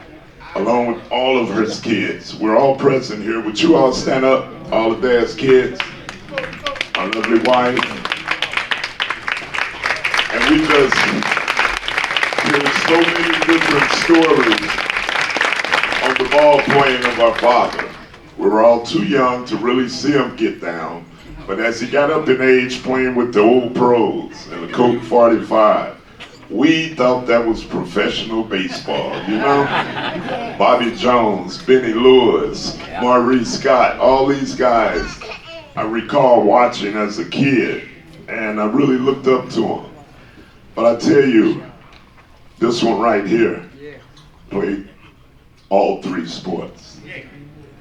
Not the tallest man in the world, but he was tough, y'all. Our father, Clemmy Truck Cannon.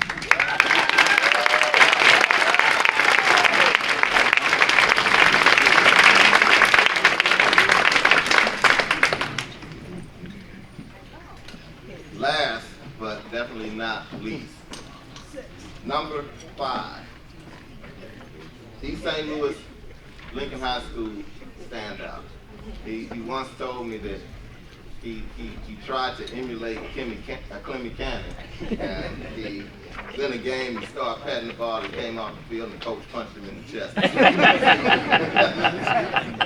All-star at Grambling State University, Lincoln Senior High School, drafted by the Baltimore Orioles.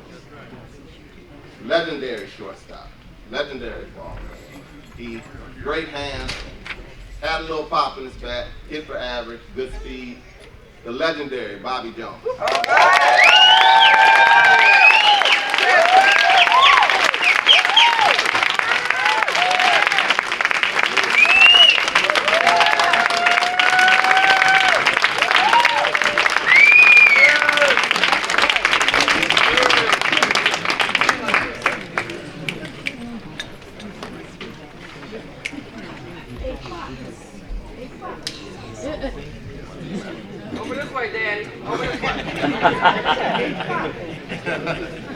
Wait there, wait there, wait there.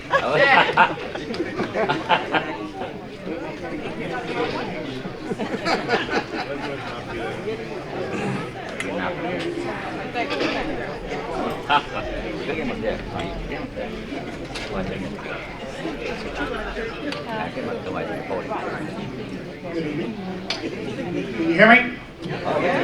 With or without the mic. Just want to say good afternoon. I stand before you this evening, humble and grateful. First, I want to acknowledge and congratulate Tim Turpin and all the organizer committees for doing such a quality job. First, I would like to acknowledge and thank my family. To my left, would you stand, please?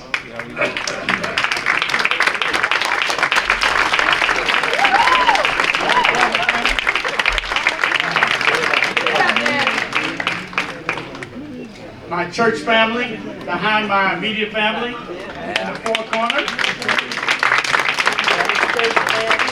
And I do have to attend my walking family for about 35 years.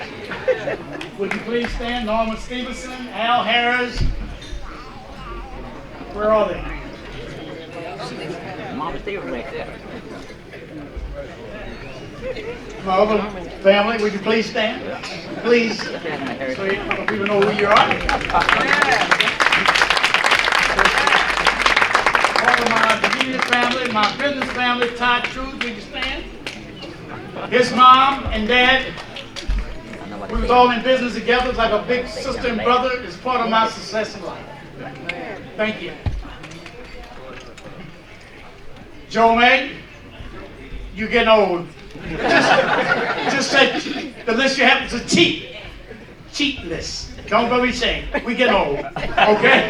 It's a remember list. We have to put it in writing. First of all, I would like to acknowledge and thank everybody for being here this evening. I praise the Lord here today. I know that all my talent and all of my abilities comes from Him. Yes. And without Him, I'm nothing. I thank Him for His grace. Being inducted into the National Semi Hall of Fame has filled me with overwhelming gratitude. Thank you for so much for being here to share this occasion, and I'm honored to have the work recognized in this way. Thanks again to the committee. Thanks again to Rodney and all Tim Turpin for such a quality function. Without you, we're nothing. Again, part of who I am today can attribute to my father. On your program, you turn the page, you see the original coach. 1939 picture of the original coach. The first Negro team that was developed and was owned by a black politician. His name was Big Q. He was a politician. That team played against some of the greatest ball players that have never been recognized in Idaho. Some of the inductees before me already explained. I don't have to do too much rephrasing because actually they already have mentioned some of the greats. Cool Papa Bell, Satchel Paige, Sam Taylor, Sam Jeffro come out of the organization in East St. Louis. Some of the greats, never been mentioned. But today is the day being open and honest. I have a big mouth, like I have a big mouth now. But it taught me to be matured. It taught me to learn to respect others' opinion. That's how we grow. We grow from our experience from birth to our destiny. In between, we learn. We make mistakes. And we share those mistakes. We honor those mistakes. And we got to deal with those mistakes. I know this is a special honor to be inducted into the National Semi Hall of Fame.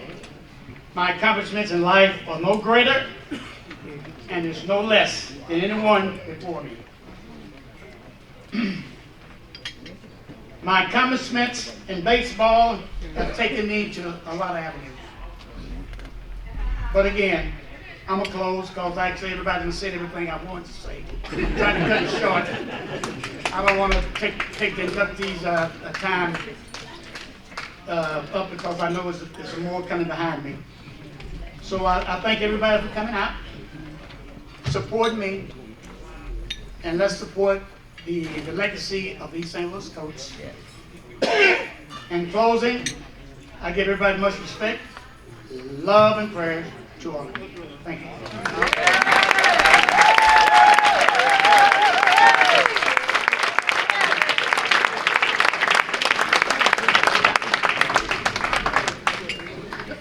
Now that's it for the East St. Louis Coach 45 inductees. But before I turn it over to Steve, David Todd, come up, please. I forgot the plan. Every East St. Louis Coach 45 ball player, take a look at this gentleman here. He's the reason why we were recognized. David Todd got in the Hall of Fame, and the first thing he did, he said there were some tremendous ball players in East St. Louis, but nobody's been recognized. So it was me, Andy Walker, Rodney Lofton, Don Stovall. We had played with Todd over at the St. Louis Wildcats. So he inducted the first group of us with people that he knew. Once me, Andy, Rodney Lofton, we got in. We made it our goal, our focus, our purpose, our mission to recognize the guys that paved the way for us. Because without you all, there is no us.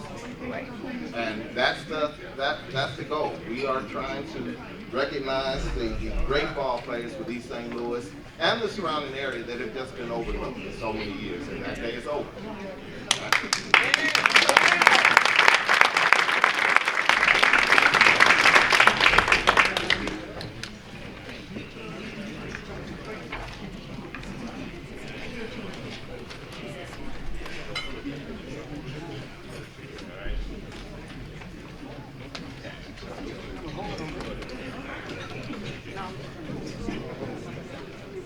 All right, here we go. Time now for the inductees on this side of the river. First and foremost, where's Randy Brodsky? 16 years. Number 27, he was a center fielder. He played for the STL, MSBL, and Forever League. The teams, the Yankees, the Lugnuts, the Sharks, the White Sox, and Bud Light. He was speedy, fundamentally sound center fielder who has been described as a passionate player, still playing the game as a kid. Currently, he's a mentor, role model, and baseball instructor for local youth. Let's give it up for Randy Brodsky.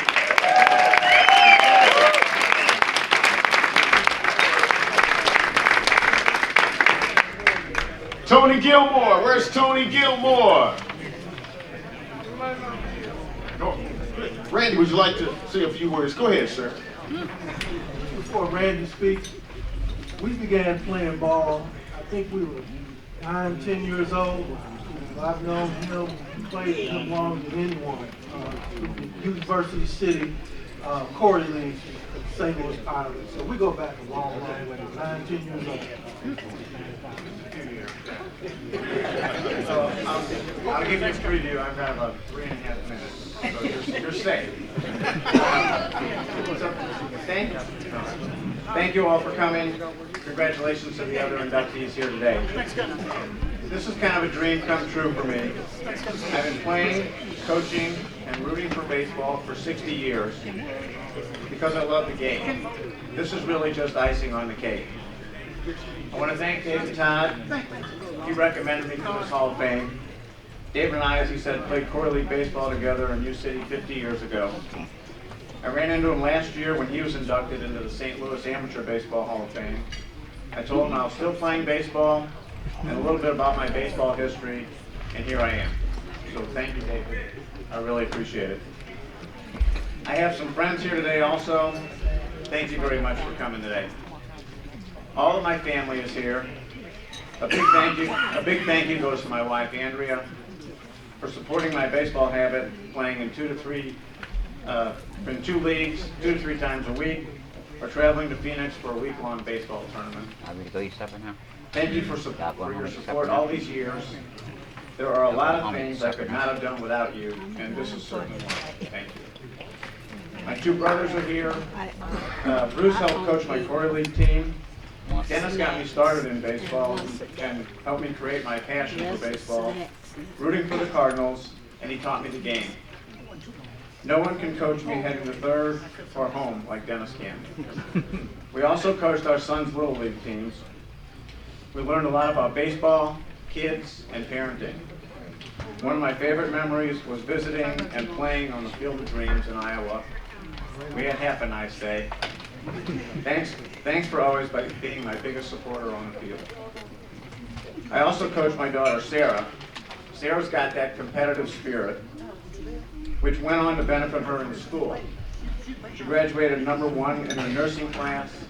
She currently works in the medical ICU at Barnes, where she was in the middle of the COVID crisis, and she just graduated with her master's degree as a nurse practitioner. Sarah's also getting married in 6 weeks. So, I'm really proud of Sarah.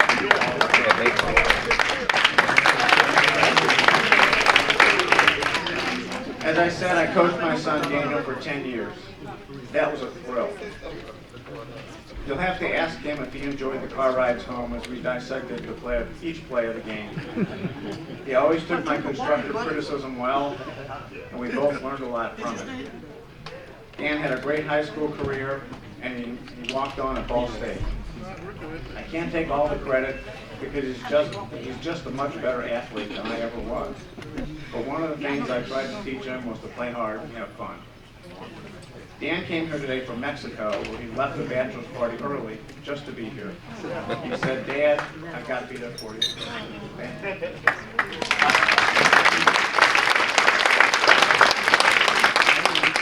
I got back into the game in the late 90s when a good friend, Bob McTiernan, was playing in the over 28 league. He asked me to join, and I felt like a kid again. Then I hit the jackpot in 2012. I joined the Bud Light over 40 team. I've been playing with them ever since, and I couldn't ask for a better bunch of guys. I'm sure you all have great teammates, but this group is special. Bud Light is a year-round organization. Of course, we play baseball in the spring and the summer, but we get together with spouses and significant others for all kinds of fun and charity events. All the credit goes to Mike Stewart. Stu, I would not be here today if it weren't for you. Thanks for all you do for Bud Light and all of us lucky enough to be a part of it. I'll wrap it up, the best words of the afternoon. I'll wrap it up with a big thanks to all of you here to support me today. Thank you again to David Todd and Tim Turpin. I am very appreciative. I guess if you do something long enough, somebody finally notices.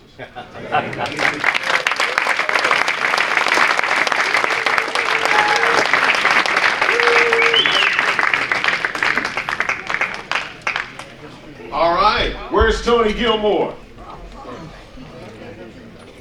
Is Tony here tonight? Okay, all right. All right, Tony played 10 years. His number 10. He was a pitcher and an infielder. The leagues, Tandy, Colville, Black Ball Circuit, and North County. The teams, the St. Louis Angels and the St. Louis Wildcats. He was the Bulldog pitcher and player unafraid to compete on the highest level. Currently, he's a dedicated high school coach and youth director of St. Louis. Also, he has a traveling showcase club. Let's give it up for Tony Gilmore. Here you go. Would you like to say a couple of words? He wrote a speech, but I'm going to give you a synopsis. So he basically just wanted to say thank you and that baseball made him the man that he is today, and it got him through all his life struggles, and he loves you all.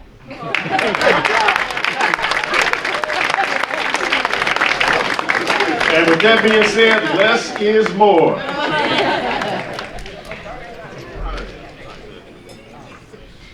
Cliff Hatton. Yeah. There we go. My friend. He coached with me at Matthew Sticky. with the St. Louis Mets, we were 15-0 that year. We came short in the national championship game, and that was the only game that we lost. Cliff played 18 years. His number was number 23. He was a pitcher, an outfielder, a first baseman, and just an all-around great guy.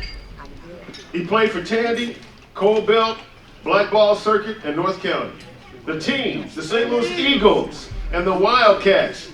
He had a great arm as a pitcher, a speedy outfielder, slick fielding first baseman, and a timely bat to match. I don't know who wrote that. But here's my friend, Cliff Harris.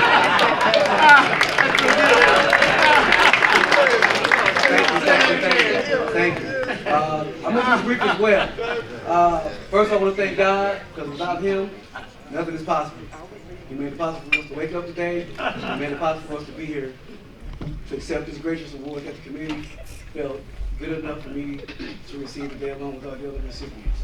I want to thank Dave Todd, Rodney, Mr. Turpin, some of my older teammates over there, Rick Baker, Chuck. I got some older ones back there. I got a guy, my last couple of years of playing, I played with the St. Louis Grays. I played the outfield next to Gary Glassby back there, who I came in the league.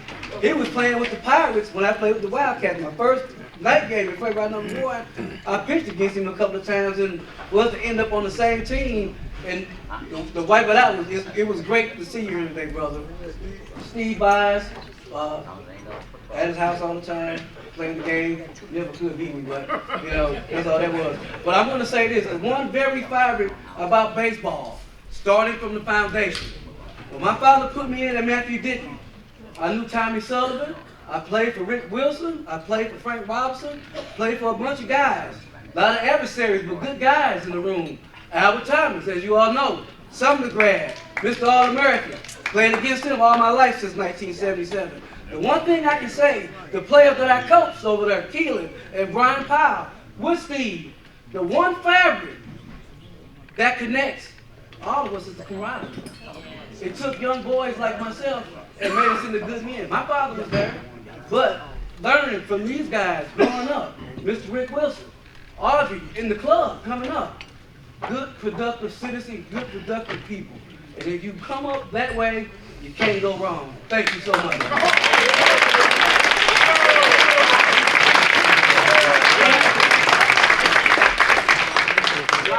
Gary Glassby. Gary Glassby. Grew up with him. Grew up with his sisters. Back in the day, we called him Mimi. Oh, there you go. Good speed, run the ball down, just an all-around good guy. And his son, Little G, he played with us too back in the day. Gary Glassby, you got to say a couple of words for you folks out there.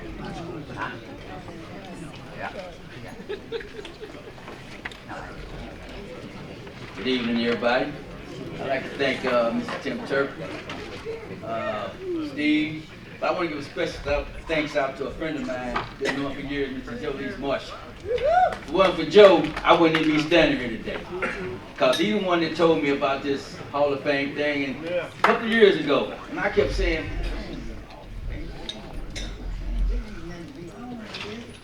so, Joe called me, told me, say, look, your last chance. If you don't do it this year, there won't be another chance.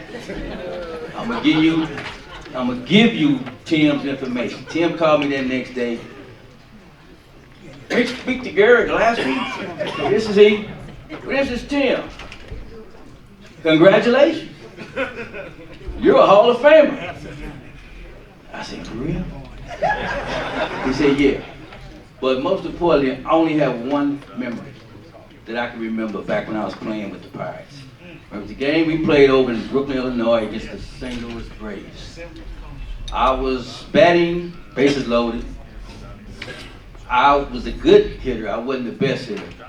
But my coach, old man Les, he was so worried that I was going to strike out. Because he always felt I was the weakest link in the lineup. So I got a 3-2 count. I looked over at Les before I got back in the batter's box. He had his head down. He was walking and pacing, mumbling, and took his little drink. He said, I hope you don't strike out. Ball came, curveball, didn't break it. I caught it, hit it to left center. I cleared the bases, got a triple. We won that game that day. That was one of my fondest memories of playing in this league. So, at closing, I'd like to say, last 2 words Russell Simmons always said when he closed this show. Thank y'all for coming. God bless you. Good night.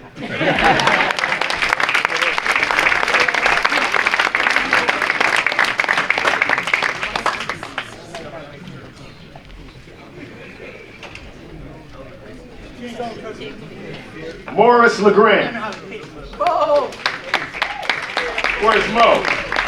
Softball player, just like me. Got too old to play the game of baseball, so what do? We get up playing softball. Let me tell you a little bit about Morris. He played 19 years. His favorite number was number 7. He was a center fielder and second baseman.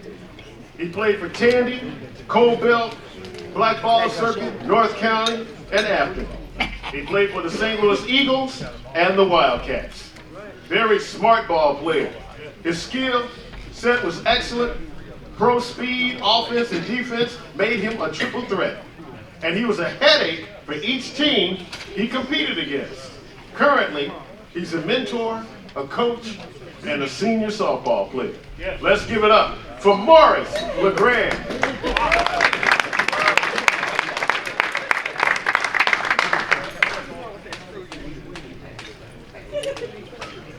Just want to say thank you. All that stuff Steve said is not true, but I do appreciate it. I appreciate the opportunity to be accepted to the Hall of Fame. I appreciate the guys that put this on. It's a blessing to be able to play this game this long and still be playing softball right now. Like I say, if it wasn't for God, none of us would be here. It's a child's game. As grown men, we're still playing it. Thank you. Amen.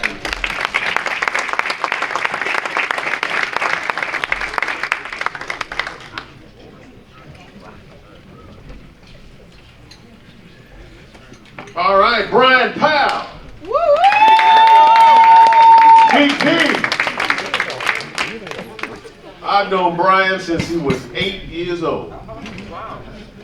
That's a long time ago. His mother was an excellent parent amongst the baseball teams. She was always the backbone of the team. She was a great ambassador for whatever team Brian or Keelan played for. Brian also coached my son in American Legion.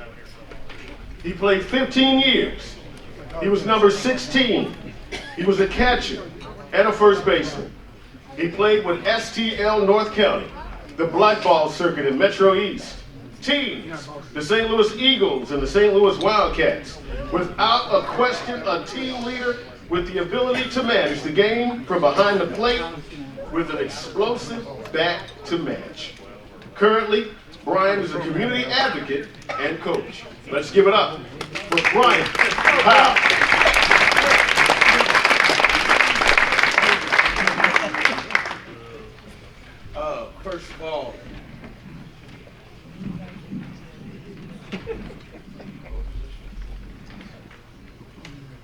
First of all, I want to thank God. Without him, none of this would be possible. I want to thank my mother. My mother, she's been our support, our backbone. She's been in all these games coming up. My aunt Annette, she's been there right along with my mom and everything. I thank my wife Vanessa. And most importantly, I thank my brother. We was raised to love baseball, love our fellow man, love God. A lot of these gentlemen in here have really impacted my life in baseball and just in life in general. One person is Rick Wilson. He coached me when I was like 7 or 8 years old all the way up, and he still coaches to this day. Yes, he does. Amazing man of faith. Steve Byers. I can't say too much about Steve, man. Steve is amazing. Great person, great leader. Dave Todd, Tim Turpin, Rodney, all my Wildcat brothers, Juan, Chuck, Rick. Oh man, it's just so many people that I can thank. But if you guys know anything, the Bible says to whom much is given, much is required. And I am just not worthy to be in this room amongst all you baseball minds. We got hundreds of thousands of years of baseball knowledge in this room. I'm not worthy, but I am so thankful and appreciative to be standing before you guys. Thank you guys from the bottom of my heart. This is for my dad also, who's not here with us. My dad was taken away from us in 2020 protecting the pawn shop out of Lee's Pawn and Jewelry. But he is looking down on one of his baby boys. His other baby boy's coming up, but he's looking down, smiling up on us and everything. But thank everybody for coming out. Thank everybody who had an impact, not only in my life, but my brother's life as well. Thank you guys. I appreciate you guys.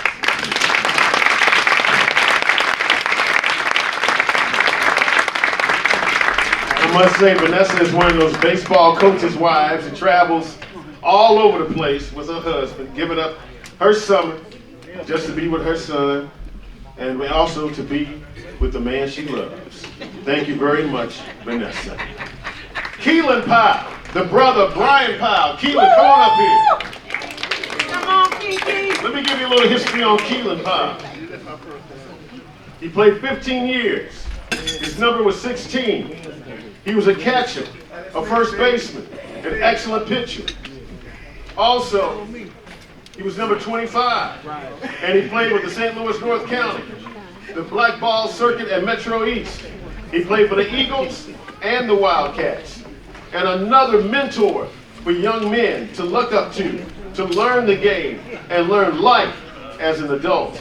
Ladies and gentlemen, let's give it up for Keelan Powell.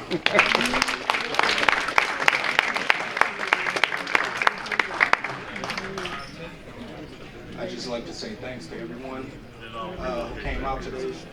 And I'm God, who is the head of my life, distinguished members of the committee, Steve, Dave, Rodney Holmes, Tim. Appreciate everything. I'd like to thank my teammates. I started playing with these guys when I was 17 years old. And going into it, I learned a lot from these guys. I mean, Chuck, Danny, Todd, all you guys, Ricky Baker, Steve Chumley, even Vince Loggins. He helped me a lot as well along the way. You guys were amazing people. You helped to mentor me not only as a baseball player, but as a man, a father, a good son, all of the above. And for those things, I thank you all tremendously. To my family, my mom, my aunt, my wife, my kids, I cannot be the man that I am today without you all. And I love you all dearly with all my heart and soul. To my brother, Brian, he's the first catcher that I remember ever catching me. And he also was the first person to ever get me in trouble. My grandfather, he always looked at me and he said, boy, that kid's gonna pitch one day. He has a good arm. And so that good arm would often get me in trouble. So one day I was out there throwing, and my grandfather was under the shade tree with his friends, and he said, boy, stop throwing those rocks over there. And I proceeded to keep throwing those rocks. He looked at me, he said, I said stop. He said, I'm gonna come over there and get you. I said, no you're not. You're too old, you can't catch me. He said, I bet you I can. I said, no you can't. He said, I bet you I can. He said, I turned around, I said, no you can't. He said, Brian, catch that boy, I'll give you 50 seconds. Brian proceeded to hold on to me and until my grandfather took that slow stroll over there to the switch bush, grabbed that switch, he pulled all the leaves off with one pull, and proceeded to wet my butt. I started to yell out. I said, I'm going to tell my mom. He said, tell your mom, I'll whoop her too. So for that, Brian, Judas sold Jesus out for 50 pieces of silver. You sold me out for 50 pieces of penny candy. Shame on you. But I love you all. I thank you all for having me come out. Thank you all.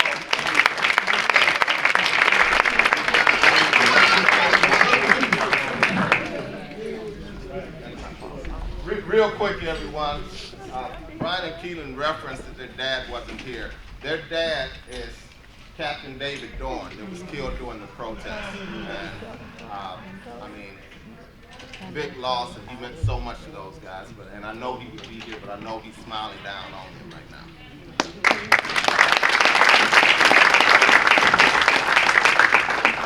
Paul Cadillac Ware, where are you? Oh, yeah, Cadillac. Cadillac, yeah. Let me tell you something about Cadillac. There's a reason why they call him Cadillac. He played for 16 years. His jersey was number 15. He played center field. He played in Tandy, Coal Belt, Black Ball Circuit in North County. He played for the St. Louis Wildcats. Nicknamed Cadillac, smooth defense, excellent with the power bat. Cadillac could change the outcome of a game with either his bat or his glove. Currently, he's a devoted Christian and inspiration to all that know him. Cadillac, would you like to say a few words? Everybody, I'd like to thank God first. For without God, we wouldn't be able to do all of this. I'd like to thank my daughter for being here, my wife for being here, and my Wildcat brothers. I want to thank Tim and Big Dave Todd right here, my right fielder, T44. We had memories and memories and memories of baseball that I'll never forget. And we wish there was a time when we can go back and do it all over again. Cause I missed reunions, family reunions, missed all kinds of family things because of baseball. We either out of town or we had the out of town teams coming in. But I just want to say thanks to everybody again. This clip I'm still gonna get you. So I want to thank everybody for showing up. That's it.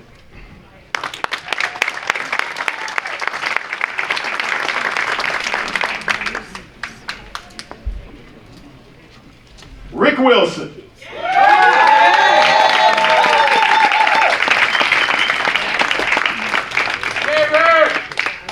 Remarks by Brian Powell.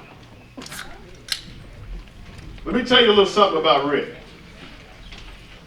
He played 20 years. His jersey number was number 5. He was a pitcher, a first baseman, and an outfielder. He played at Tandy, Cool Papa Bell, and CYC. Teams, the STL Orioles, the Angels, the Knights, and the Braves. A dominant power pitcher with an explosive bat who can never back it down. The ultimate competitor. Currently, he's a mentor and coach at McClure High School. Brian, take it away. All right, I just left, I didn't say all of it about Rick Wilson, but Rick Wilson, when I met him, I was 7 years old up at Matthews Dickey Boys Club. He asked me, I was playing up a year. Rick had the inside connection with Audrey, the most amazing person in the world. Audrey turned around and gave him all the kids that was born in '76. Rick called me. Rick called my mom. And I met him and stuff. I was up at the boys club. He said, what position you play? I said, I'm a back catcher. He stopped me right there at 7 years old. There is no such thing as no back catcher. You better not never let me hear you say that again. I'm 46 years old, 47 years old. 40 years later, I still will not say the word. And drives me crazy when people say the word back catcher. There's no such thing as a back catcher, it's a catcher. But Rick is an amazing man of God. First of all, he's an amazing man of God. He's been around so many years. He didn't coach so many generations of my family. He coached my older cousin Frank, who played with Al, and then he coached me, and then he ended up coaching one of my nephews. So Rick has been around for so many years. His amazing helpmate Audrey has been there every step of the way. They have been like family to me, and my mom don't trust nobody hardly with her boys. But Miss Powell trusted Rick Wilson. And without further ado, the myth, the legend, my coach. I coach with him as well. I played for him, coached with him. He has just been an amazing inspiration in my life. But without further ado, this is the man, Mr. Rick Wilson. All right, man.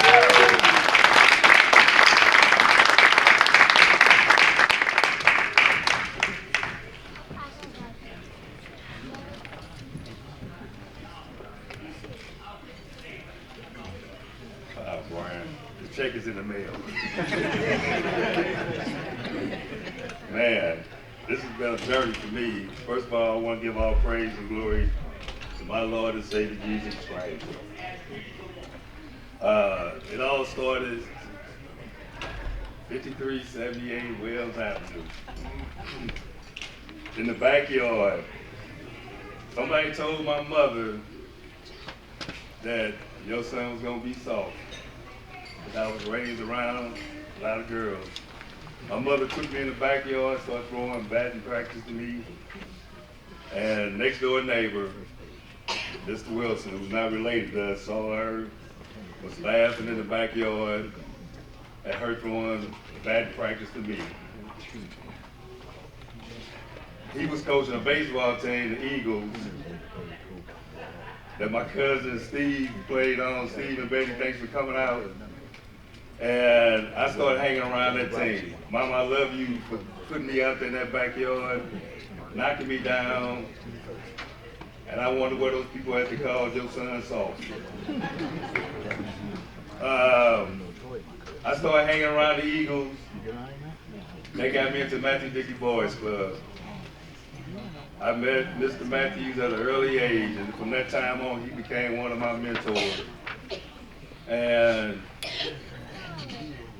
I was one of the pallbearers. I was blessed to be one of his pallbearers when he passed away. But during that time, I got this nice jersey on because the Knights changed my life as a 22-year-old knucklehead kid that didn't have any direction. I started on the Knights, younger guy. I was one of the younger guys on that team. With teachers, doctors, lawyers, mentors on that team. And 2 of them passed away in the past year. And I just wish they were here to see this moment for today.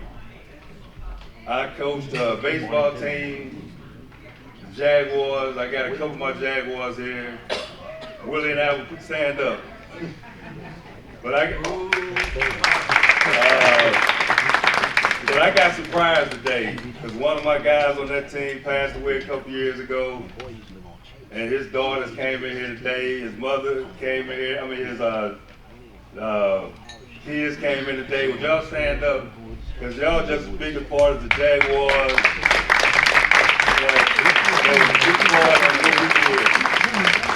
We turn St. Louis every hour. We travel, and Cliff knows because he never beat us. But I love these guys. These guys here, all of them, they like my son. And they, 52 now? And I still call them my boys. But during that time, we had some great times. Mr. and Mrs. Thomas, I thank you for giving me 2 of your kids. And that lady right there, my second mama, she never sent us on the road without, I'm talking about, I told them to bag of lunch. She gave us picnic baskets to travel with. That was Miss Thomas. I thank my sisters for showing up here today. Y'all stand up, get y'all wave.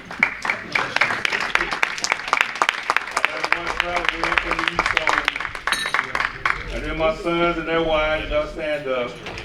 My sons here, they keep riding me saying, Dad, we want to see video. We keep hearing all this stuff. You can be making this stuff up. Well, I told them back that time it wasn't well, I don't know what the video is. It was VHSs and all that kind of stuff. Wasn't no YouTube. Brian, I had him my second team I coached.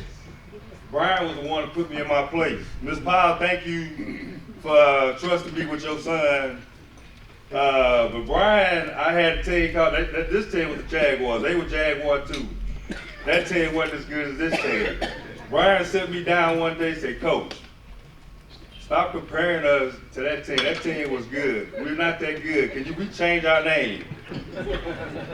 And I knew that was something different there. But Brian, I thank you for that presentation, Brian. I love you, man. One of these days I might get back on the podcast, but I'm just so busy right now.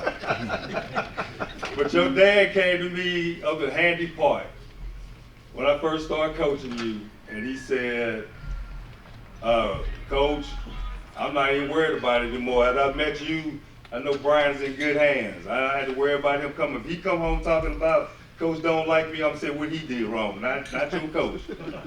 So I thank you, Keelan. Coach your son for a minute.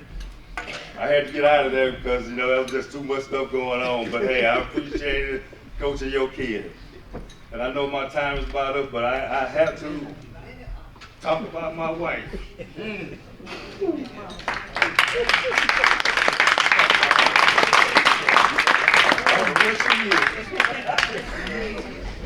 Front center. Yes, sir. Yes, sir. 39 years.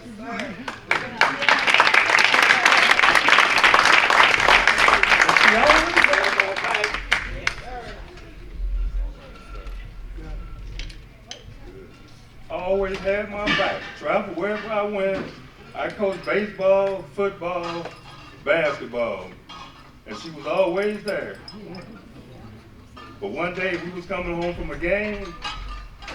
She said, "Babe, why everybody else hit the ball way out there by the fence, and you always hit these little ground balls in the infield?" I had to come up with something. I said I was being a team player. I said I was moving runners along, and everybody else hit the ball, driving them home. So the next game we played was out in Maryville, and I don't know how many of you all played in Maryville.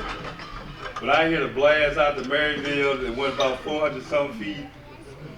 It was a grand slam, so I drove in all the runners that at bat. I was rounding third base, and I saw her face in the stands right behind the dugout. I pointed at her. I said, "Baby, is that deep enough for you?" So as I end this speech, baby girl, I love you for being there for me. And we in the Hall of Fame.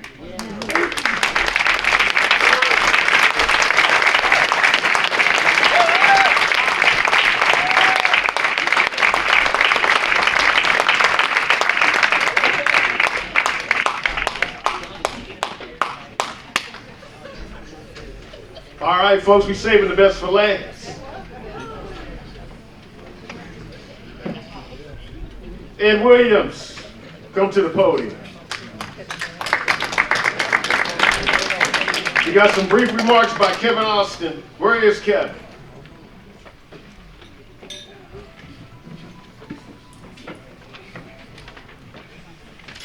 We also have a fellow 2020 inductee.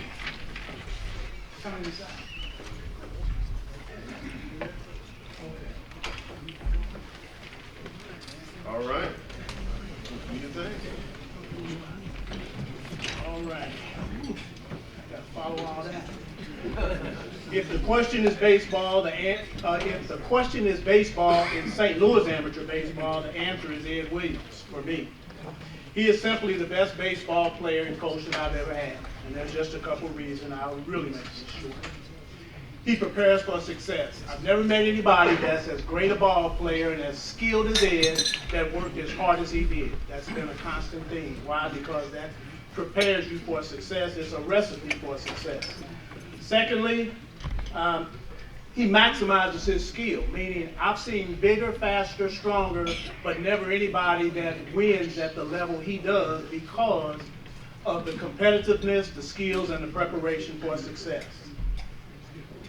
And the final thing is he was always teaching. As a member of that team, he was always teaching us to compete, to do our best. And as an example, we had a hitting drill where you get 27 swings, and the first 2 had to be bunts. And if the ball players here know, you got to put one down the first base line, the third base line. If you didn't, it came off your 25 swings. So you had to work at getting them down, which they don't seem to do in today's baseball. And with that final swing, every player knows you want to hit that last one hard. Well, if you didn't hit it hard, you always wanted another. Give me one more. Ed would always say no. He never threw that extra pitch. Why? It prepared you for that 3rd strike. You don't get a 4th strike. He was always teaching. That's what I mean. And when I coached, I did the same thing. But Coach, finally on my last year coaching, I threw that extra pitch. And the kid hit a one-hop bullet off my shin. And I said, Coach is still teaching. And he's not even here. Don't throw that extra pitch. Make them work for it. So when I sent the kid for ice, and scratched his name out of the South starting lineup. No, I'm just kidding. Coach, it's good to be great. And it's my honor to induct you or help welcome you into the National Semi-Pro Baseball Hall of Fame. Ed Williams.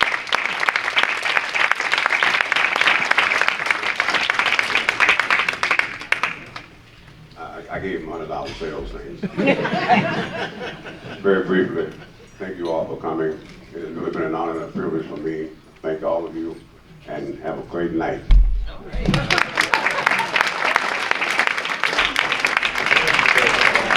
Okay, folks, we got about 10 minutes left. Somebody get Chuck. Right here, Chuck. Okay, first thing we're going to do, send me a little girl up here to draw this half-pot tickets. I know y'all been waiting on pins and needles. There's some little, how about the young lady here? Reach in there and grab that ticket. Here we go. Wait. You got one. You got Oh, she coming again. Come on. Stick your hand down in there and grab the winner. All right, she's got a green ticket. We had a rainbow of tickets today. After we get done with this half pot, which the winner gets $280, you got 5 more minutes to go through the silent auction, and I'm going to come back here and shut her down. Chuck was also a 2014 inductee with Chick Loggins, and he wanted to briefly talk about Chick a little bit as a teammate went out. But our green ticket winner, 215-737. I won. The last 3 numbers, ladies and gentlemen, 737. That's your winner. A green ticket. That was rigged. That was rigged.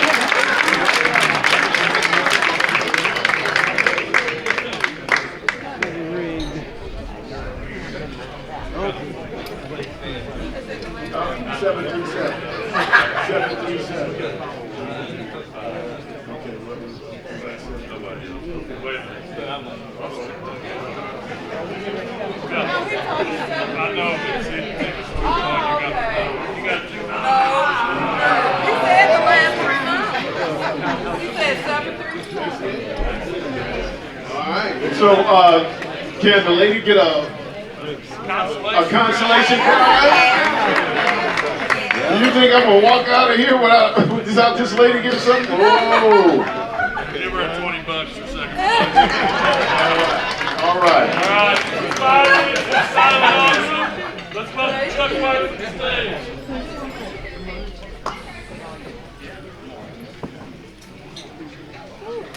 How y'all doing?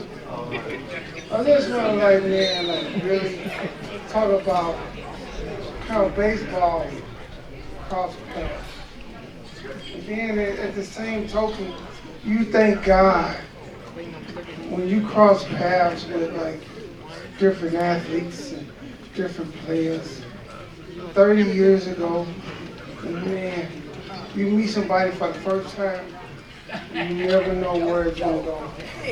But then they become good friends. At the same time, while you playing baseball, you meet beautiful people. Okay. Heard of them? Bro, was doing any better than First guy I met, script. called Ware. He run 30 miles. They didn't have an outfield fence, center field. He run 50 yards, catch the ball. He like 100 yards. But at the same time, yeah, like Todd, Jeff Gunn. Here's a guy I played college ball and got drafted by the Phillies. Stovall. I'm gonna say this real talk. This real, man. When I say this, the best guy I ever met on that field, and his name was Vince Loggins. He played third base, shortstop, but whatever Vince did, when I first met him, everything was beautiful. Field ground balls. At the end of the game, I'm like, we ain't got no dirt on him. Man, he was just that smooth. Really? When I met Vince, Vince had a way. When I made an error, Vince would look over at me like this. I'm not even worried about him. I made an error. I'm like, he holding the ball to throw it back over to you. Do this. Put his glove over his mouth like he laughed. But I come to know like what that really meant. There's that competitive spirit in him, do you? But man, it's been a true honor, like Brian Keelan, all the other Wildcats. And when I played with Vince, it was on a different level. So like, when I finally got a chance to see him make an error, it was about 3 years later. So he used to throw the ball over me, dude. So I was waiting on the ball. Yeah, he looked at me, he was like, do it. He knew what it was, you know what I'm saying? I just, man, I respect that. The guy was a good dude, great dude. So all the inductees, really nice, Stovall, I can't believe he's still catching. Man, it's an honor, thank you. I love all y'all.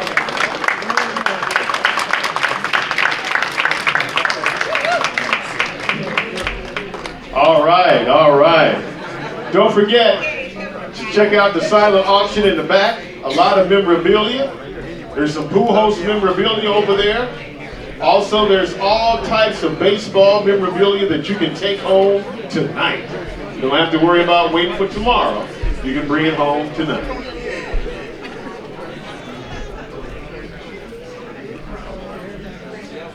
Congratulations. All right. Tim, are we going to have another drawing? Pass me.